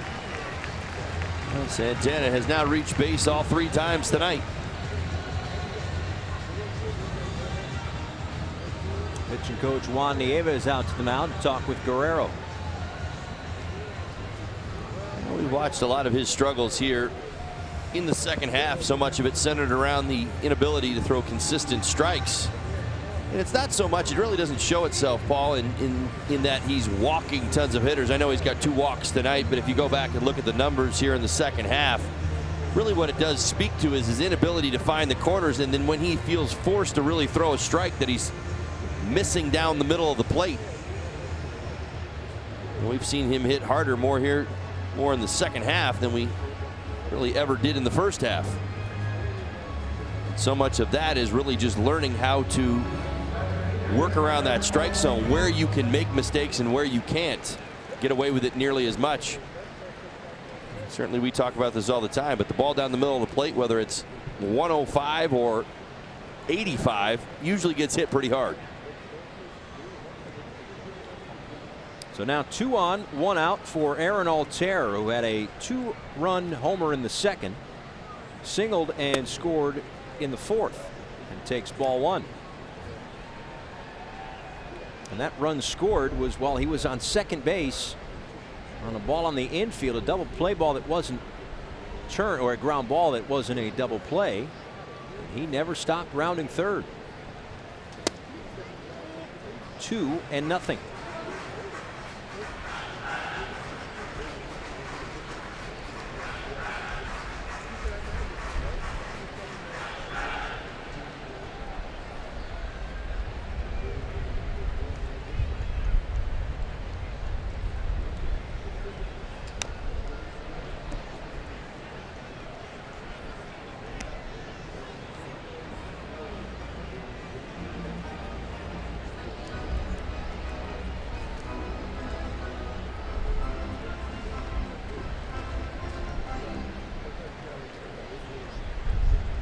Walk, a strikeout, and a walk thus far this inning for Guerrero.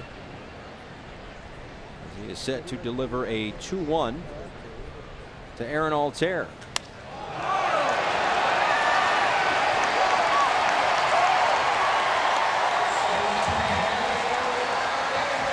That's his second home run of the game.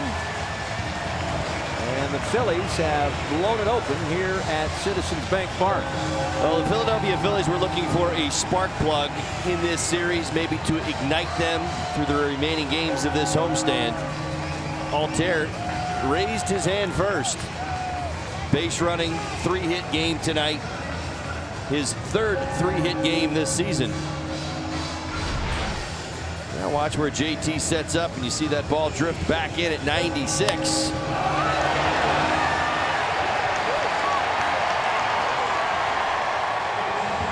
Huge night for Altair. 3 hits, 2 homers, 5 RBIs. We're in the 5th. Here's Scott Kingery. And Guerrero absolutely yanked that one.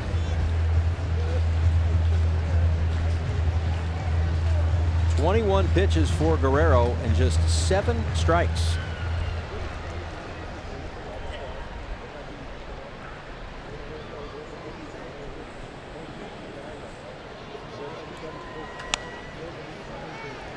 Grounded to third, and that's out number 2. The 4th career multi-home run game for Altair. It ties a career high with those 5 RBIs.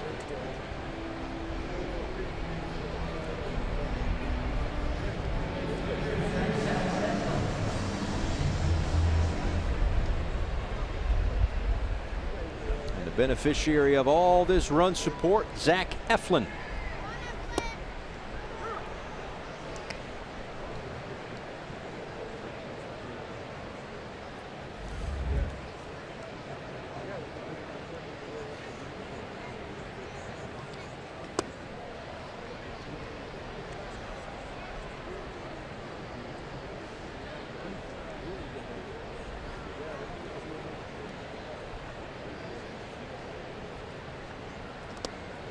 2's bounced up there. 1 ball and 2 strikes to Eflin.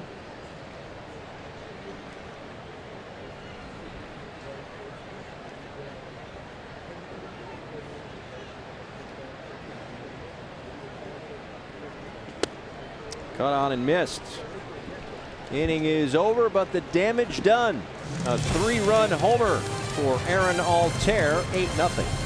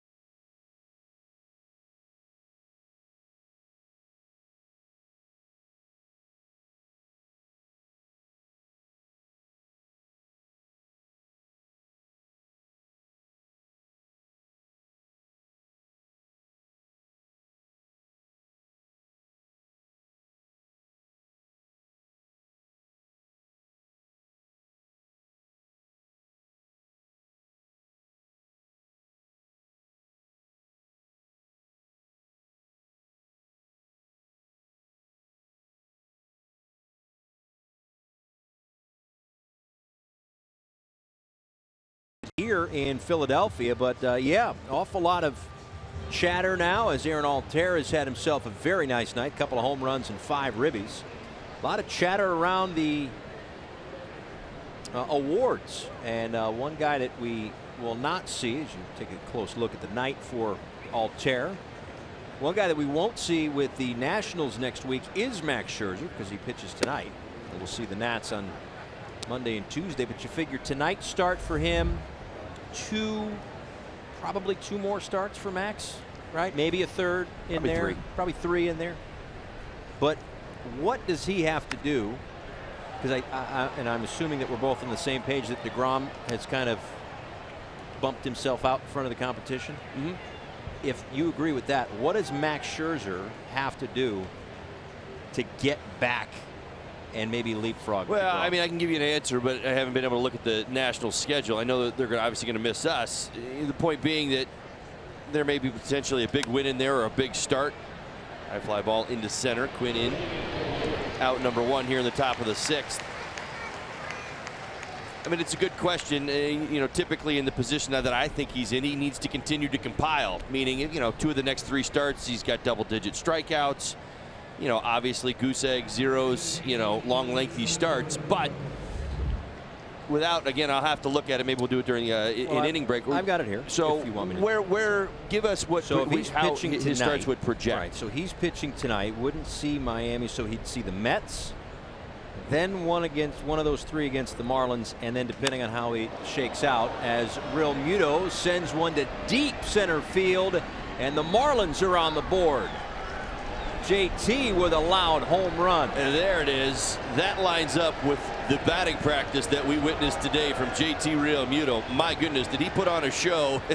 I think we all kind of were like expecting something like this tonight from JT. He was on his game.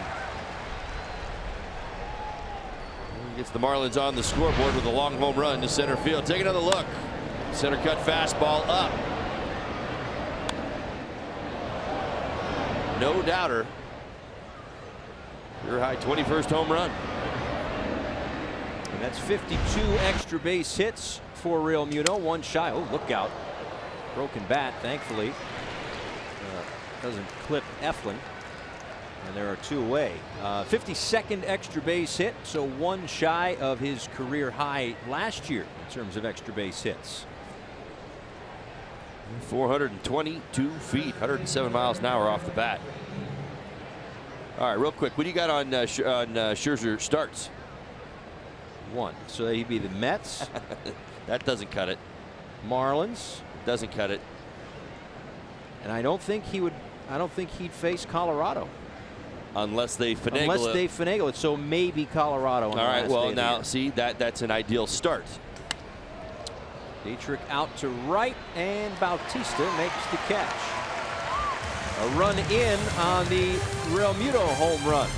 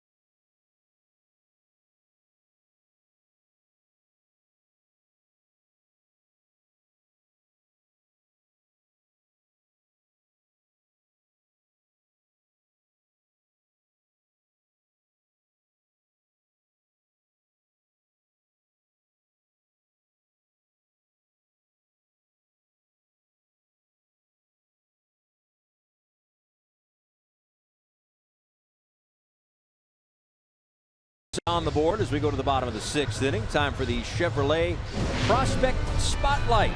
Nick Neidert this year.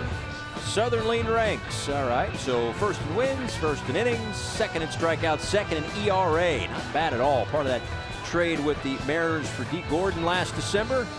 Really nice year for him at AA Jacksonville. I don't like to get ahead of myself, but you know what those numbers sound like to me? Moving on. Yeah, a promotion perhaps could be in store for the youngster. But that's not our decision to make. That's exactly right. It's a little stipulation out there, but usually when you dominate on that type of level, that platform, you move on. Javi Guerra on to pitch for the Marlins, their 3rd pitcher tonight after 4 innings from Wei-Yin Chen, 5 earned in his time on the mound. Guerrero 3 runs last inning, all 3 coming in on that 3-run Altair home run, and now Guerra gets the 6th. Roman Quinn, Cesar Hernandez, Rhys Hoskins due up for the Phillies.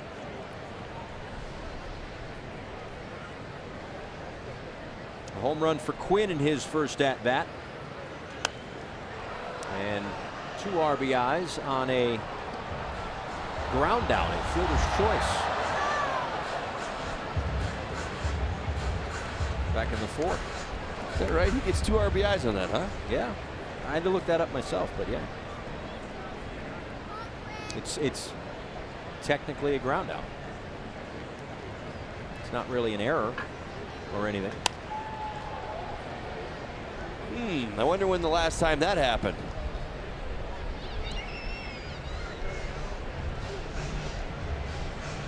Paul.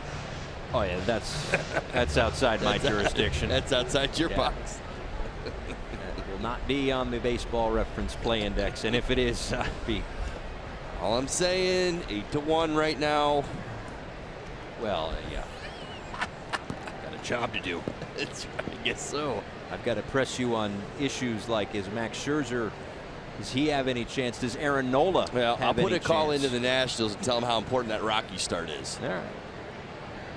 Maybe if the Rockies need a win for the division to avoid a wild card game or something along those lines, we shall see. Guerra gets the strikeout of Quinn to begin the 6th. Well, what we do know is that we generally, as fans, and I'm speaking broadly here, pay more attention in the month of September. This is one of the MLB's biggest months, right? We've got all the playoff chases. Everybody's talking baseball. You get around the water cooler. Football started, I know, but baseball's winding down, and it's that time of year. So if you have a start against a team like the Colorado Rockies, Scherzer goes out there, goes CG, 2 strikeout or 2 hit, 12 strikeouts, whatever. You know what I'm talking about. Right. Huge. It's a massive help to a Cy Young conversation. Always has been, always seems to be, especially on the national level when everybody's paying attention. Cesar Hernandez, a base hit into center field. Well, I'll throw a wrinkle in it just to play devil's advocate. What if DeGrom has his big start against the Red Sox, which is coming up in a couple of days? Yeah, he and Sale are going head-to-head, right? Yeah. I know Sale's probably not going to go too long on that one, but I think it's an interesting one. Like, let's just say he goes into Fenway Park. See, the Boston start's no longer a big start because Boston's already in. I mean, they're right, but I guess what I'm saying is if we both agree that DeGrom is not 1 step, but maybe 2 or 3 steps ahead of the competition, that might be the last one. I mean, we've seen the Red Sox at Fenway Park. Right. That's a potent offense. Right. Oh, there's definitely something to be gained. And listen, I'm not lobbying for one to win over the other. I'm just merely speaking to it. I really do believe DeGrom's out in front. I mean, that separation in ERA is significant now. I believe it's about a half an earned run. Both Nola and Scherzer in that 2-2 area code, and I believe DeGrom's still at about, what, 1-7?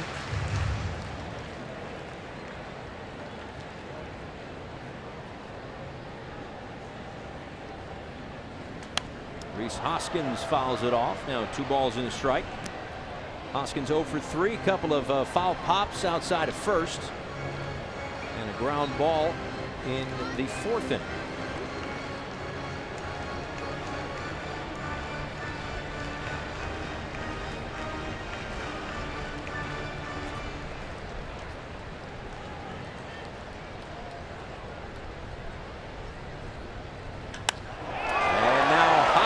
Unloads.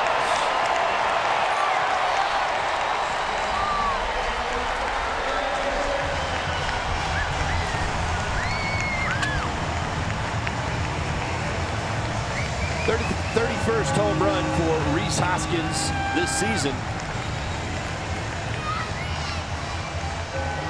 And the Philadelphia Phillies have blown this one wide open, 10-1 here in the bottom of the 6th. Let's take another look. Some interesting swings against Chen. That fastball a little bit more in. We've had a pretty good look at Hoskins' swing over the last couple of seasons. He really handles the ball middle in about as well as anybody in baseball and keeps it fair. His 10th home run in his 27th career game against the Marlins.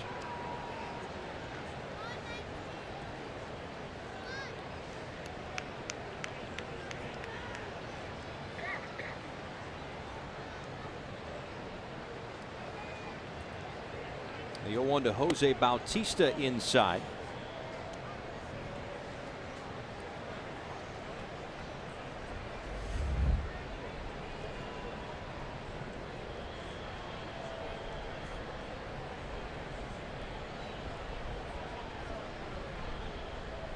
Oh, that one's up and in.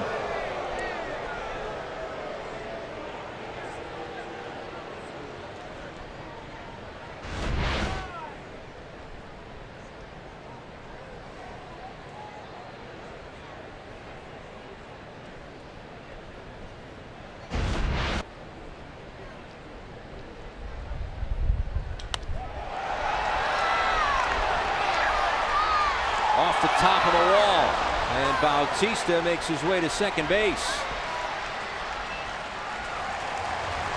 I've seen that in the past. I want to say it was Ivan Nova when he was with the Blue Jays and Nova was with the Yankees. It happened once or twice that he got one right around the neck and on the next pitch unloaded it. And the Phillies are going to take a look at that because that may have hit that screen that is above the green wall. Bautista thought he had it right off the bat.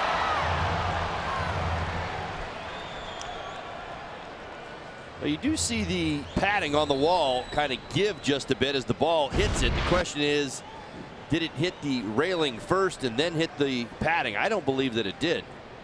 I think it's a double. And we're moving on. So, yeah, double. So there you go. Now Ramos swings and misses. Another look. Yeah, it looks like it hits that screen.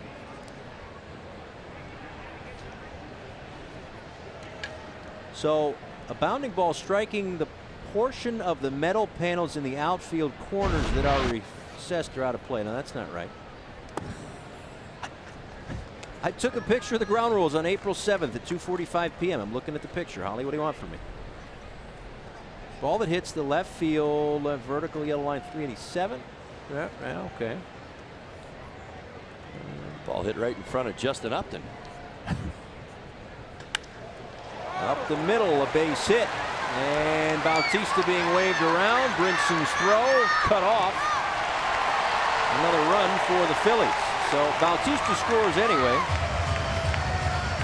And it's 11-1. Yeah, Ramos joins in on the hit parade. His first hit of the night, an RBI single.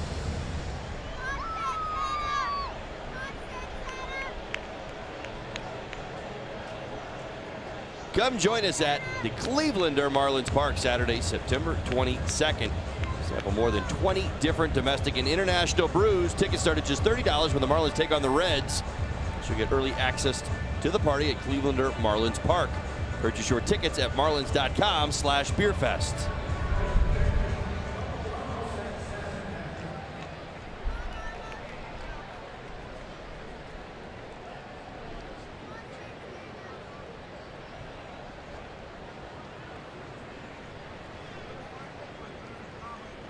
Carlos Santana takes a called strike.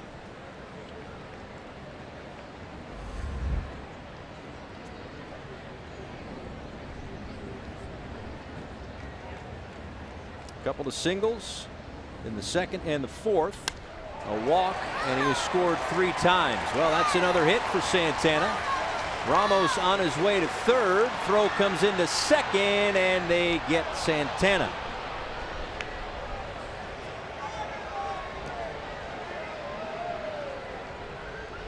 So that is the second out of the inning.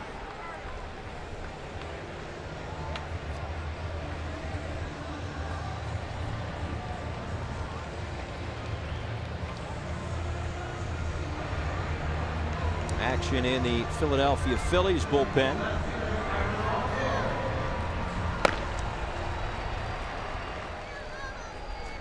Drew Anderson up as Aaron Altair digs in.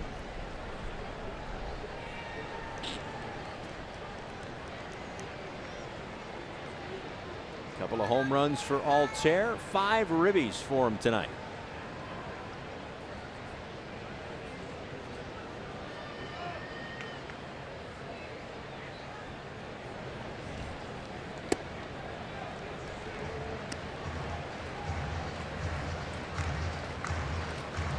Three in the second, 2 in the fourth, 3 in the fifth, and 3 thus far here in the sixth for the Phillies.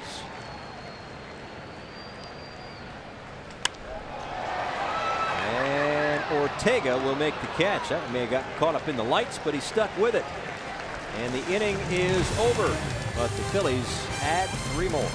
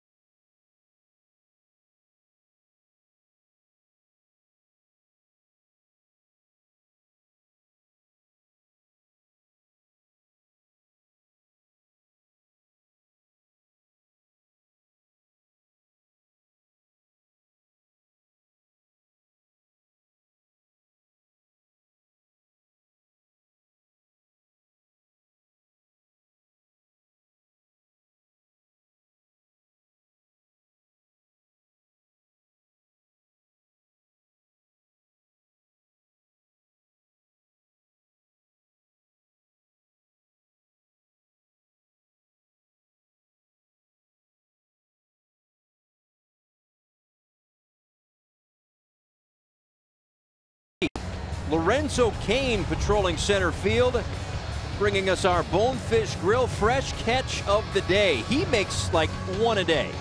The play he made at Wrigley Field earlier this week, ranging over 100 or so feet, a shoe tip catch in the left center field gap. Well, I'll tell you great. what, So was that. You know, even that broader conversation of National League MVPs, his name comes up quite often. It's not always near the top of it, but it's definitely in that top 10 conversation. I've seen it in a few spots. Most people say, well, who are the MVP candidates from the Brewers? And you'll hear Kane and Yelich. Yelich has a home run in the ball game.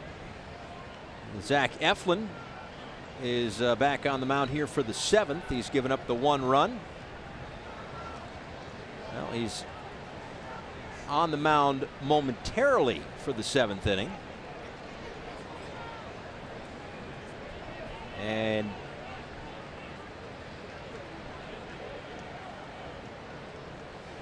all right, I don't know what that was all about.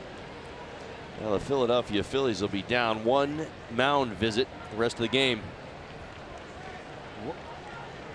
He's sitting on the dugout. That was a long half inning that the Phillies were at the plate. What did he need to go out there, do you think, to tell Zach Eflin that he couldn't have said during the last half inning? Well, my guess is that maybe it was an injury this type of a thing. Maybe, I don't know, blister or something. I don't know. Maybe he just saw something was off. That's the only thing I can come up with. Yeah.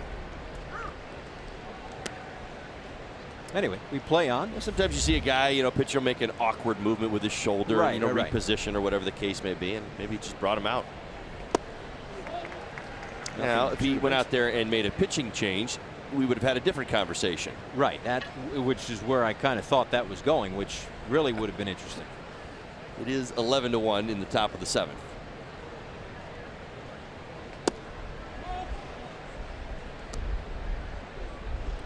Called ball 1 to Brinson.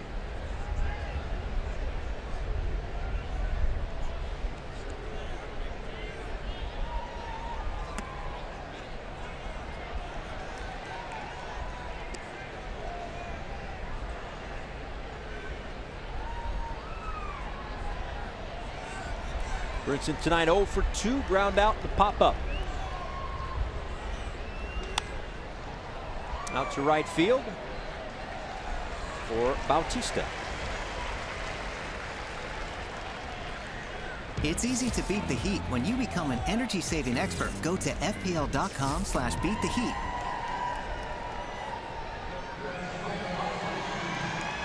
And now Gabe Kapler will make the move.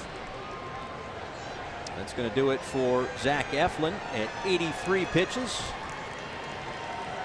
6 1/3 from the starter. He gets a hand here at Citizens Bank Park. The Florida Lottery called to the bullpen.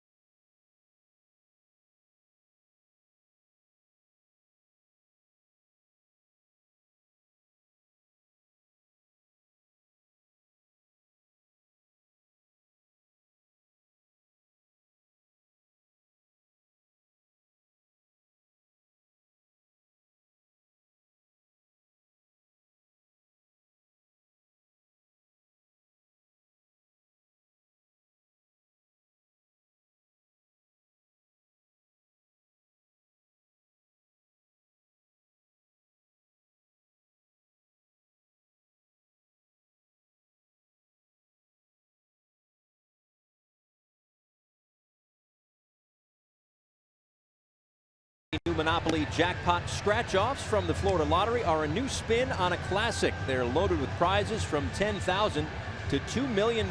So unleash the excitement anytime. The Florida Lottery, it's your ticket. Must be 18 or older to play. Play responsibly.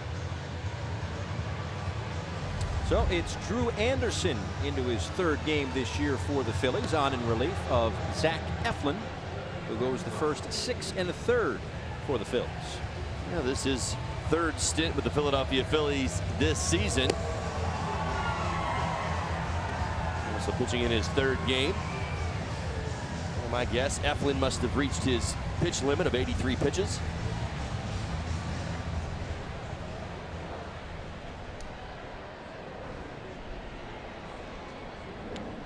Now that's 3 quality starts for Eflin against the Marlins this season. Of those 83 pitches, 57 for strikes. But now to the pen go the Phils, as Austin Dean, who had a base hit in his last trip, takes a ball upstairs, 1-0.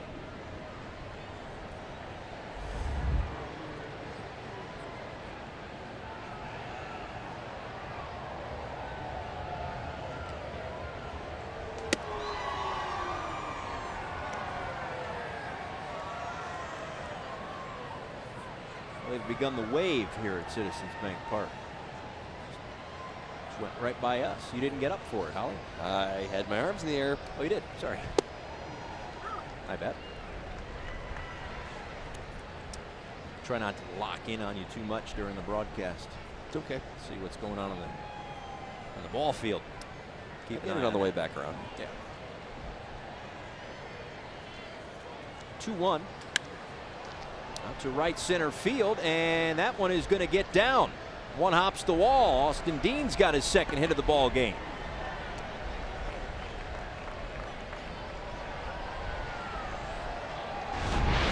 A couple of nice swings from Dean tonight. Base hit in the 5th. Here in the 7th. Drives it off the out-of-town scoreboard.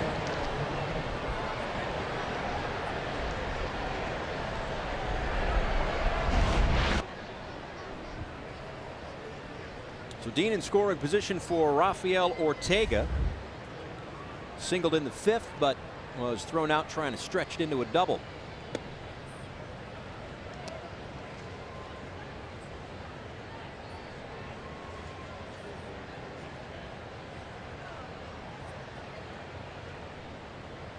Magneuris Sierra in the on-deck circle. Pitcher spot due up next. Straightens up Ortega. 2-0. Nick Whitgren in the Marlins bullpen.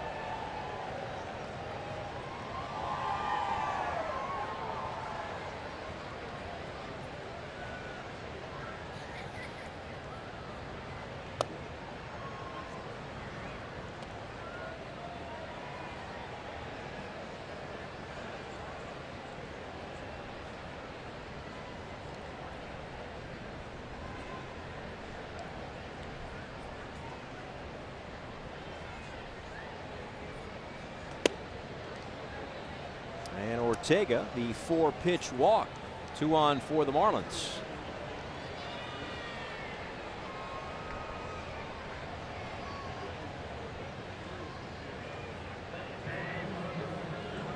Eflin had 1 walk in his 6 1/3 innings, 4 strikeouts, 1 run.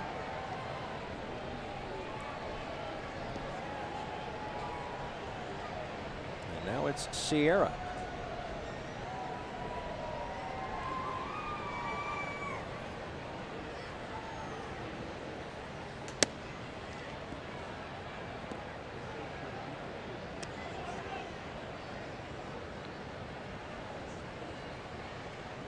JT Realmuto's home run in the 6th, the lone run tonight for the Marlins.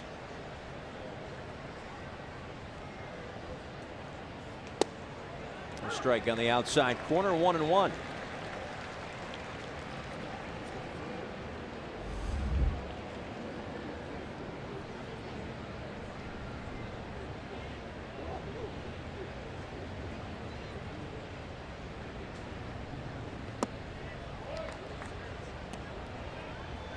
A good take by Sierra. Slider in.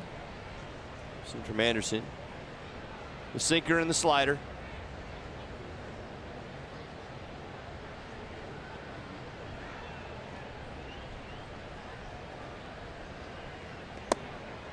3 balls and a strike.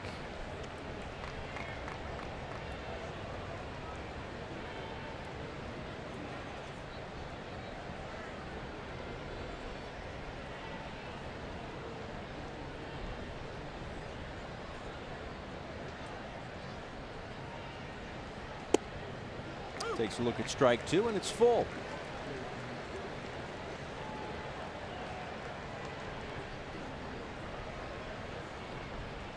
Dean with a double off of second base, and Ortega, the runner, at first. Reaching via the walk. Payoff pitch to Sierra is chopped left side. Kingery makes the off-balance throw, and it got tangled up with Sierra. Coming home is Dean, and he will score the run.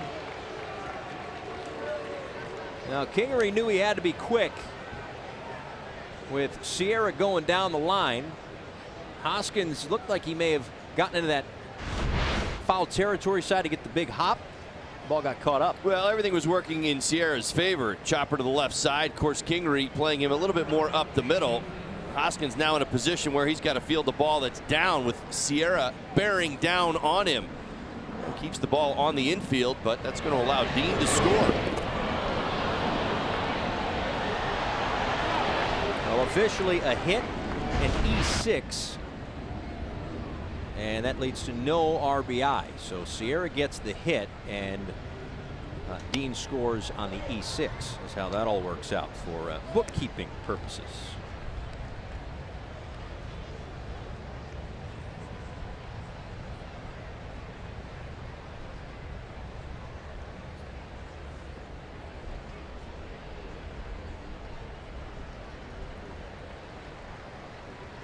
JT Riddle, ground ball through, a base hit. And Ortega being held up. They will be loaded.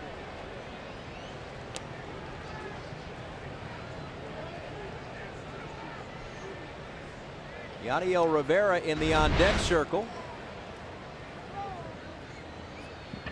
He's going to get this at-bat with the bases loaded. This off-speed pitch stayed at the top of the zone. Riddle finds a hold of the right side. His second hit of the game.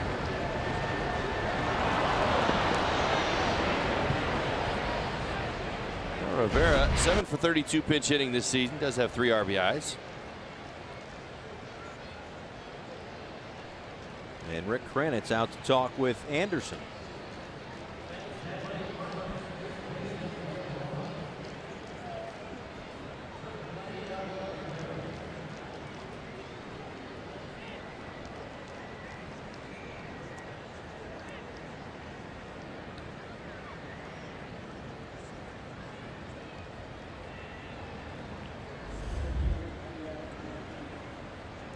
So there was no double switch or anything leading up to this. This would have been Miguel Rojas's at bat.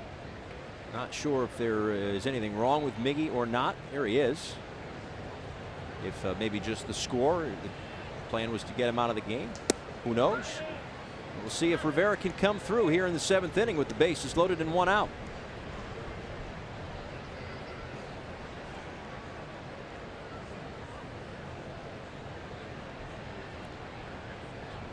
Ortega, Sierra, Riddle, the runners third to first.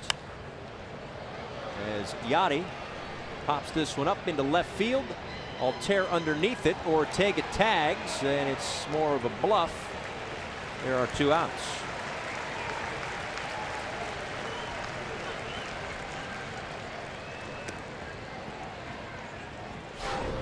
The Coors Light refreshing finish. JT Realmuto.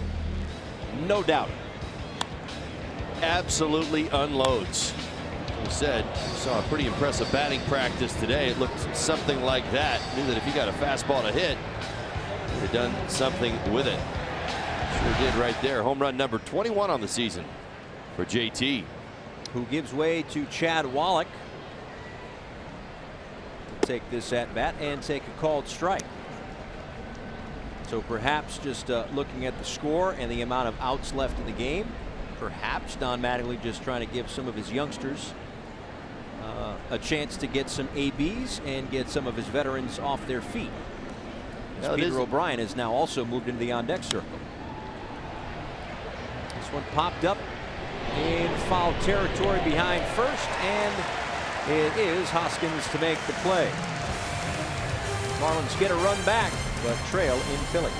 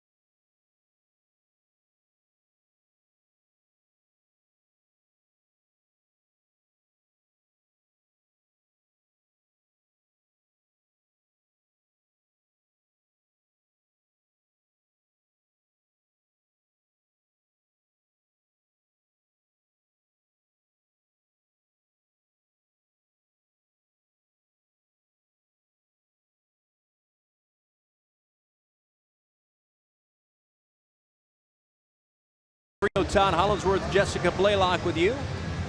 Some changes for the Marlins defensively here at Citizens Bank Park. Nick Whitgren, first of all, is into the ball game, and we saw some of the changes offensively that have also carried over to the defensive side of things here into the bottom of the 7th inning with the Marlins down 9. Chad Wallach, who took the at-bat, will stay in the ball game behind the plate. Peter O'Brien's over at first. Derek Dietrich is over at second base. JT Riddle stays at short. Yadiel Rivera is at third. Sierra takes over in center, and he's flanked by Dean and Ortega, so no changes other than Brinson in the outfield. No changes in the corners, I suppose. So I think at this point we can call them wholesale changes as Nick Whitgren takes over. MLB.TV is now available at a lower price for just $49.99. You can watch every out-of-market regular season game, plus you'll get a free subscription to MLB at Bat Premium. Blackout and other restrictions apply. Visit MLB.TV to take advantage of this special offer. Whitgren into the ball game, 3 ERA, 27 innings. A nice job since coming back.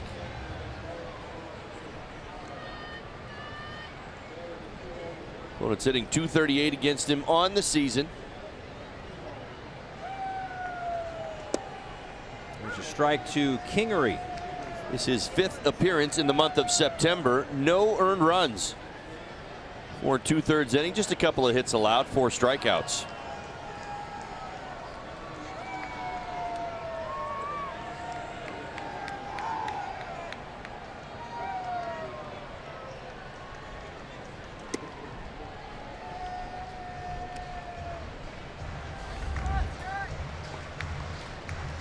Base hit in the 4th inning for Kingery. Big night for Altair. 3 for 4, a couple of home runs. Hoskins a home run. Quinn a home run. Ball and 2 strikes to Kingery.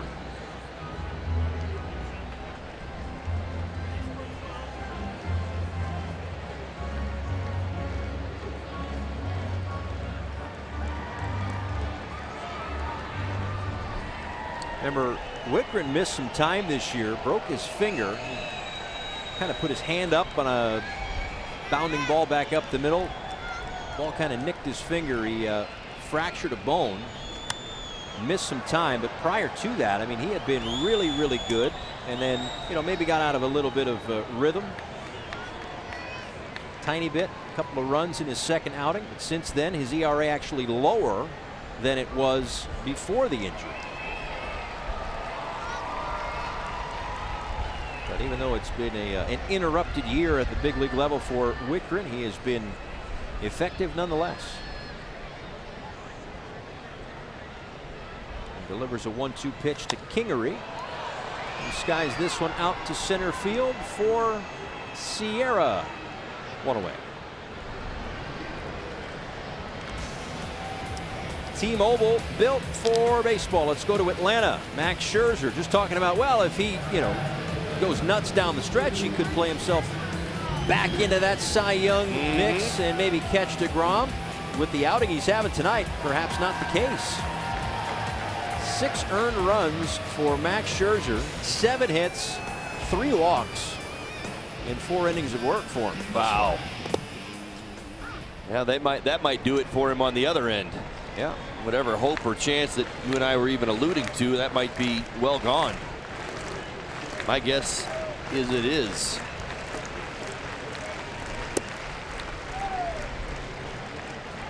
The ERA had jumped up to 2.53.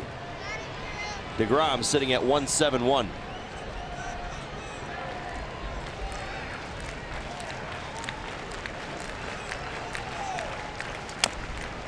Chopper up the middle. Riddle gets to it and gets Anderson, the pitcher, for out number 2. Now, I know that we've had these discussions over the course of the year. Certainly there are folks out there that think the win means nothing. And what I say to that is that it is not the sole way to evaluate a pitcher. But can a pitcher, in Jacob DeGrom's case, in your mind, who is under 500, absolutely, not just a small win total, but under 500, win a Cy Young? Absolutely. Okay. Absolutely. This day and age, you know, I think we've broken that barrier down with King Felix in Seattle. How long ago was that? What was it, 11 and 14? I can't remember how long ago it was. He had a losing record, won the Cy Young. It's been a while. It's been a few seasons, but you know where I'm going with Absolutely. it. I mean, I think in this day, you know, where we have advanced metrics, it is very easy. All right, 13 and 12 that year, so close enough. But the point being that his other numbers dominated throughout the American League in such a way that, again, it catches our attention, and we certainly all agreed, or most people agreed, that he was the best pitcher in the game in the American League. I think we're easily in that conversation in that period of time once again. I think DeGrom is way out in front of us. Yeah, I agree with you. I just think that it's the numbers around it, the peripherals, if you will. Well, yeah, the accumulation. I mean, I get that. I certainly understand it. You know, you look at DeGrom and what he kind of represents. Listen, we saw it firsthand. We just played the Mets. The Marlins beat DeGrom and lost the other 3 games. Now, it kind of speaks to the DeGrom story. Did he pitch poorly in that start? No, not at all. I mean, let's be honest. The double that did him in was by Brinson. It was the first 0-2 pitch again. That pitch was above the strike zone. That's where you just tip your hat to the hitter. I mean, what would DeGrom have done differently on that 0-2 pitch? You know what I mean? That's where you go with that. He made his pitch. Brinson just did something with it. I'm telling you, DeGrom is farther out in front of this than probably, I believe, conversation lends itself to. At least in my opinion. I agree. He doesn't have to win another game for me, and he'll still be the Cy Young in the National League. And he may not. And you're right. I don't think that. I think most Mets fans feel like he won't win another game. It is amazing. The other days around it, they didn't seem to have many issues. Riddle pulls O'Brien off the bag. Not an easy play, especially with the speedy Quinn running down the line. That's going to go down as a hit for Quinn, and I'll tell you, this is what the Philadelphia Phillies love about this young man, Roman Quinn. My goodness, we saw him hit a home run earlier. He's a switch hitter. He's got some power. He's got some speed, but you see the dynamics on the bases and what it does to a defense. The Marlins a pretty good defense this season. One false step, one bobble, and he's safe every time.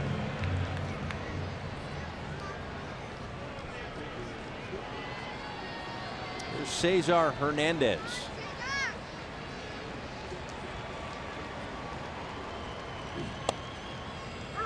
Well, I'm going to throw this out there, and just because we kind of have the time right now. So ESPN, I'm certainly not knocking the website or the network or anything like that, but they have a Cy Young predictor. So they kind of throw all the numbers into a pot, mix it all up. Here comes your formula. Here's your Cy Young Award winner. In the American League right now, they've got Blake Snell with whatever the numbers are, but 174.4 Cy Young points, right? So you agree with that? They got Kluber making a case for Blake Treinen third. In the National League, I'm a big Snell backer. I like that pick. Jacob deGrom is 8th. And it's got to be because of the wins weighing heavily. Because it goes Scherzer, Nola, Freeland, Michaelis, Lester, Davis, Felipe Vasquez in Pittsburgh, and then deGrom. Partner. Yeah, that one I think when he wins the award, they'll get that fixed. Okay, Right. you just shoo that away. Yeah. Don't waste your time on that anymore. It has to be. It has to be. Come on. Is there even a debate right now? Right.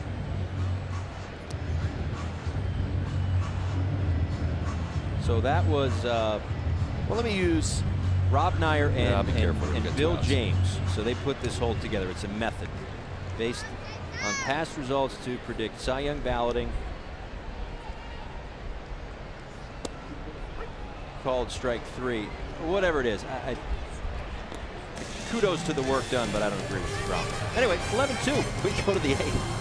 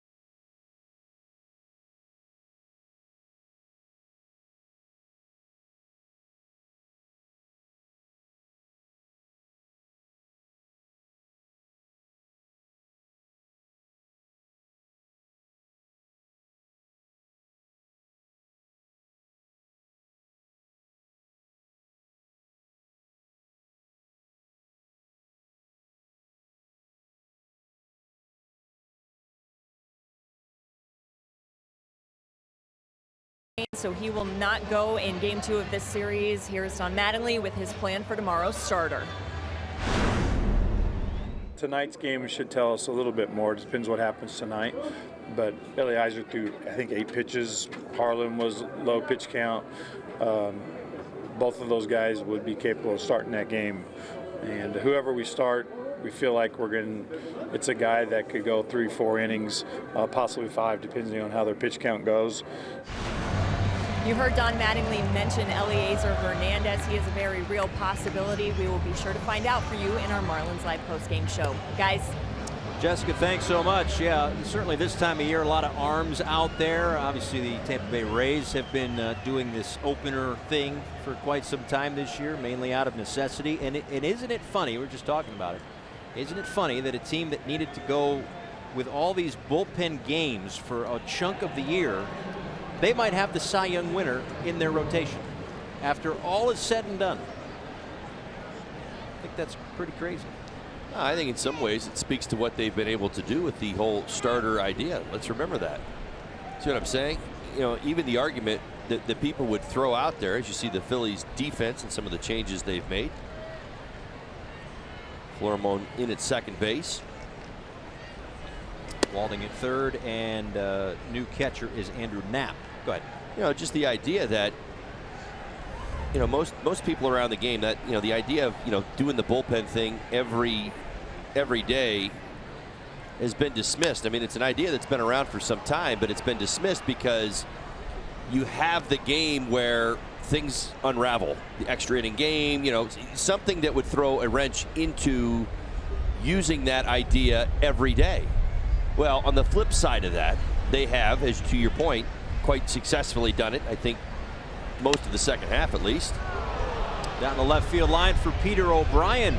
Looks like it could be another extra base hit. And it is. Had a double in Pittsburgh, a homer in New York, and now a double in Philly. He continues to impress. My goodness. Nice day yesterday. See the power on display the other way. This breaking ball stays up, out over the plate. Rips it down into the left field corner. Gets himself a double. You know, I think in some ways, Snell has protected that idea because he's a guy who's been consistently going 5+ innings every time out. He's a Cy Young candidate. This isn't a guy who's like, you know, 3 out of 4 have been really, really good, and, you know, he gets knocked around every now and again, and it's kind of, I bet you he's, without even looking at his numbers, he's probably been as predictable, 6+ this season, probably as predictable as DeGrom. What that allows you to do in some aspects, and again, I think you still need a little bit more of it, and I do believe they have some, because they don't do it every day, is go to the, you know, the opener. You got some wiggle room. You got a guy that you're leaning on that's going to start a day or two and give you 6 innings in the following day, so you're like, you know, we're in a better spot for that. And that kind of in the exact opposite side of things, I guess, is why people make the case, as Don Mattingly has, for a pitcher to win the MVP award. And this coming from a player who finished second in the MVP voting to a pitcher in Roger Clemens in the 80s. But when, to your point, when, and guy that Donnie mentioned when he was in LA was Clayton Kershaw. He affects the game before because, you know, you can use your bullpen a little bit more. Right. You don't have to use your bullpen most generally speaking days that Kershaw's 90+% pitching. of the time. And then they've had the day off prior, so on the following day you can use them a little bit. That's the idea, right? I think in a lot of ways he's protected that front end and the back end of his start. 3 balls and a strike to Derek Dietrich.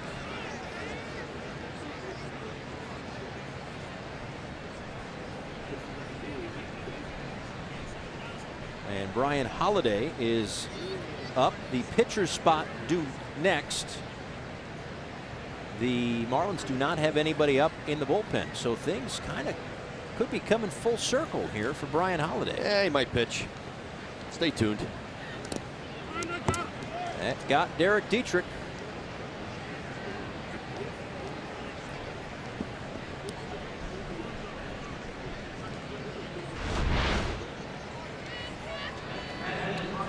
Puts him on the elbow pad, right arm. Put runners at first and second. Brian Holiday, 4 for 12 pinch hitting this season, does have an RBI. His career 6 for 24.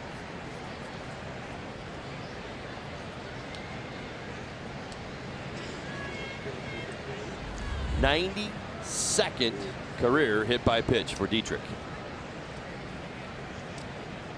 I mean, he is just demolishing the franchise record at this point. It's piling him up. He is going to double it up pretty soon.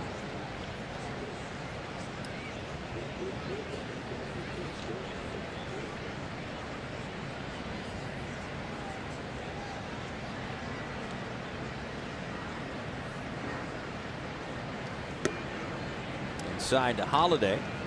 Ball and a strike.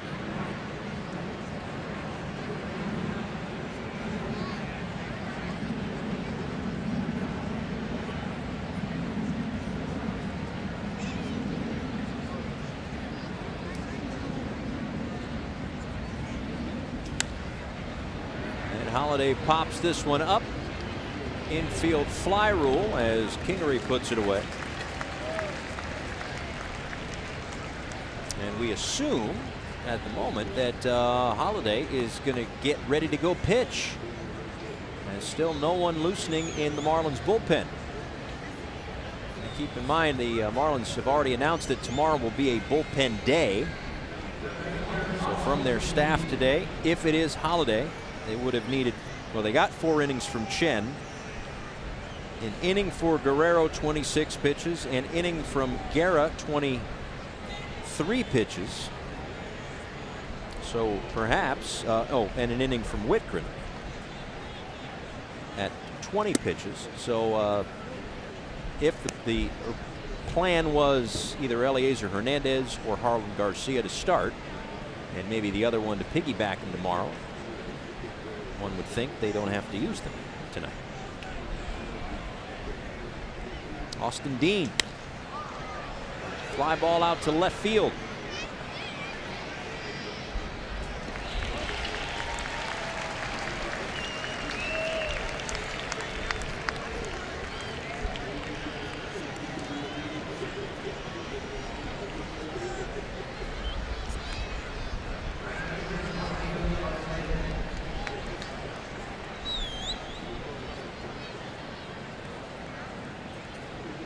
Drew Anderson, second inning of work after 6 1/3 from the starter Zach Eflin.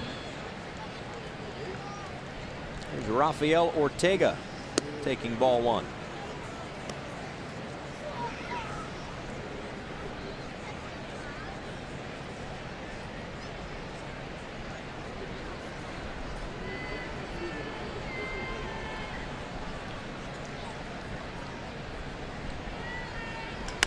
And Ortega smacks one out to center field. Quinn back in front of the track makes the catch for the end of the 8th inning. Phillies in front.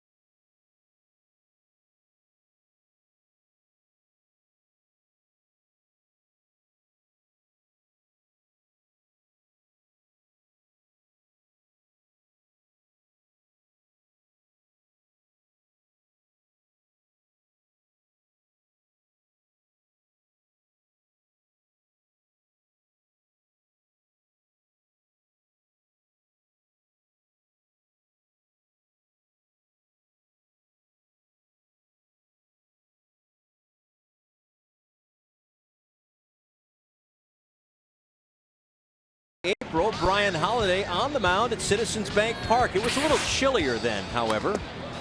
But here he is once again facing the Philadelphia Phillies.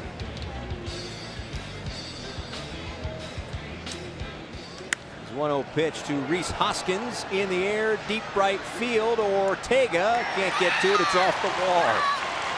And Hoskins is into second base.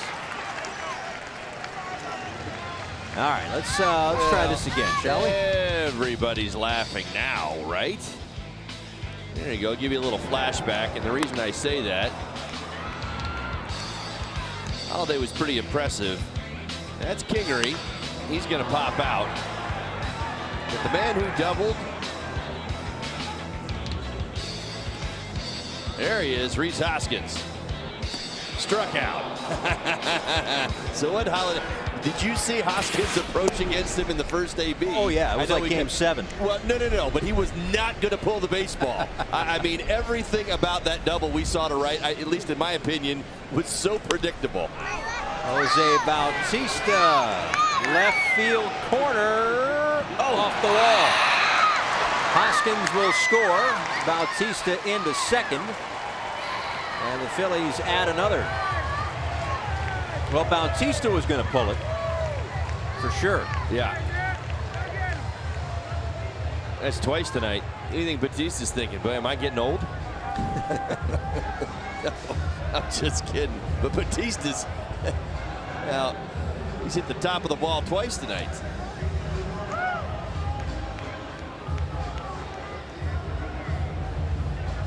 All right, well, listen, B. Holiday's going to have to start getting the ball down just a little bit.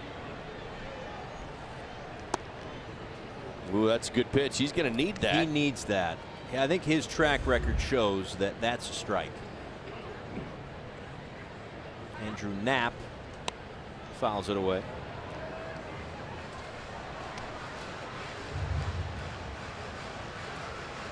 The home plate umpire Alfonso Marquez has him confused with some other position players that pitch. And boy, have there been a lot. To my recollection, I think this is only the second position player the Marlins, or the second time they've asked a position player to pitch this year. But across baseball, it has been quite a bit, as this is a fly ball out to left center for Sierra. I believe they've actually set a record for most position players who have pitched this year.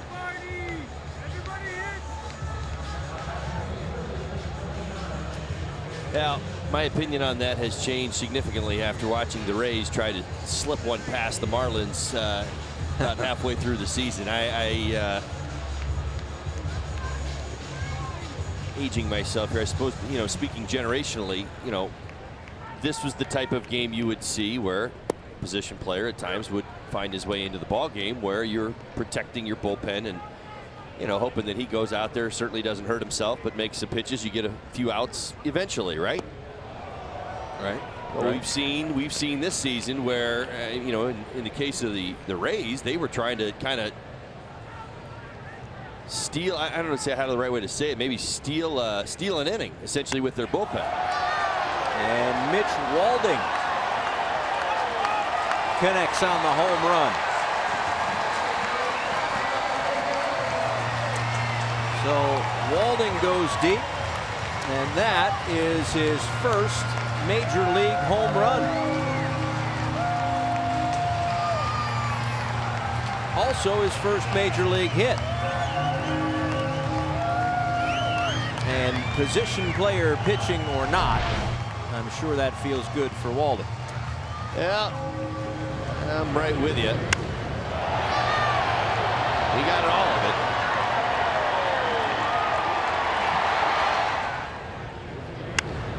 That knuckleball stayed up. I don't know if Holly, if he, yeah, I mean, he's got to be below batting practice speed, right? I think so, yeah. 60 feet 6 inches, knuckleballs, probably. 71 miles an hour. Probably, yeah.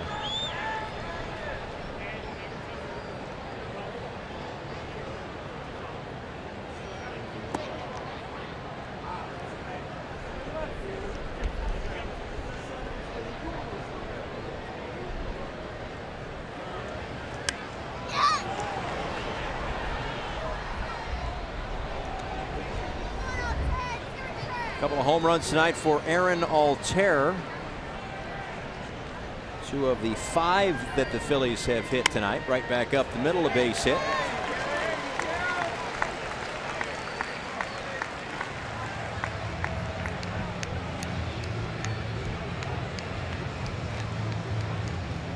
He's wearing Dan Straley's glove.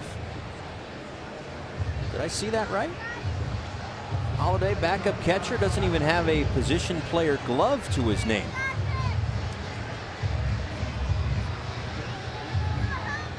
Let's see.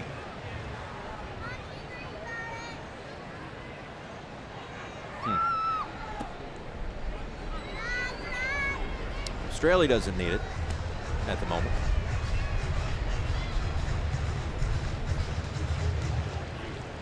Yeah, Dan Straley's glove.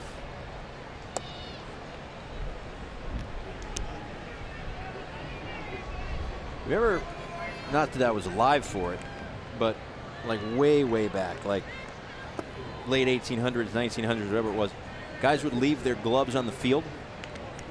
Remember that? Yes. Way back then? We're getting to a point now, and I say this because I'm pretty sure there's like 2 first basemen's mitts in the Marlins clubhouse. Like, it's Miggy and Dietrich, right? And maybe Peter O'Brien. But everybody who plays first base, I see Miggy's, that like teal part of the pocket. Everybody's using that glove. Anybody who goes over there at first base. Miggy, Rivera. Yeah. Miggy's a good teammate. But that's what my point is. If he's using Straley's glove, we might get to a point in baseball where there are literally just 9 gloves. Nobody's got their own. Everybody's playing different positions. No chance. Too much marketing. Too many marketing dollars to be made, my friend. Yeah. All right. Well, I tried. Yeah. Holiday working quickly and gets Anderson to ground out. Now the Phillies add 3 more. We go to the 9th.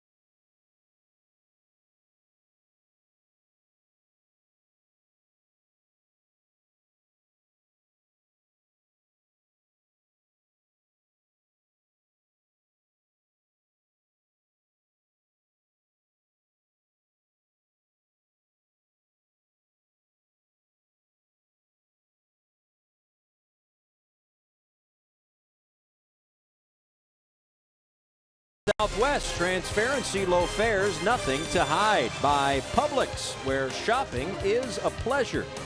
And by your South Florida Honda dealers. Look at downtown Philadelphia. It's been all Phillies tonight. 14 runs, 18 hits. As the Marlins head to the bat rack for the 9th inning here. Drew Anderson still out there on in relief of Zach Eflin, who went the first 6 1/3. Sierra, Riddle, Rivera due up for the Marlins.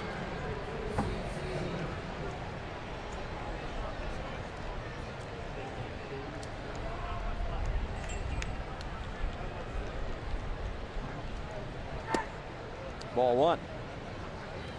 Sierra an infield single back in the 7th inning.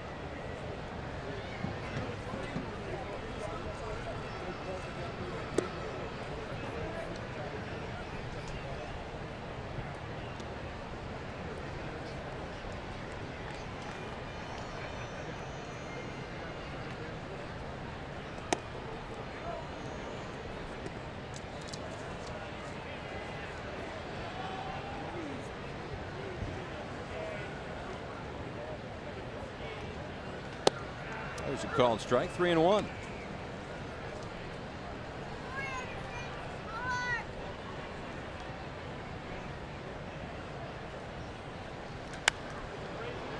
This one popped up left side of the infield. And that is Mitch Walding to make the catch. One away here in the 9th. WB Mason Marlins live post-game show. Craig Minervini, Tommy Hutton, Gabby Sanchez waiting back in the studio. We'll hear from Don Mattingly. Get his thoughts on the opener of this 3-game set. what he thought of Wei-Yin Chen tonight. As JT Riddle bats with 1 out.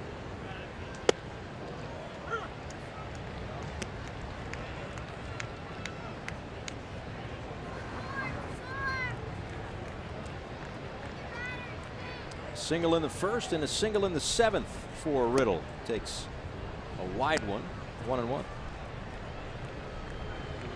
Well, JT's had a nice night tonight. Couple of hits, a walk.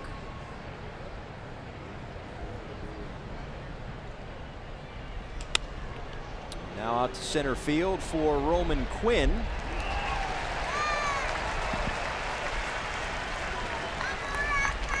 So the Phillies getting back on track here tonight.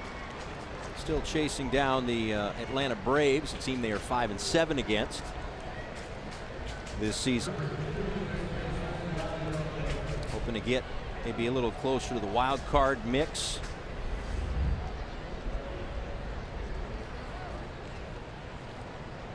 It's kind of an interesting angle because they're actually closer to that wild card, that second wild card spot, than they are the Atlanta Braves going into tonight. Right, right.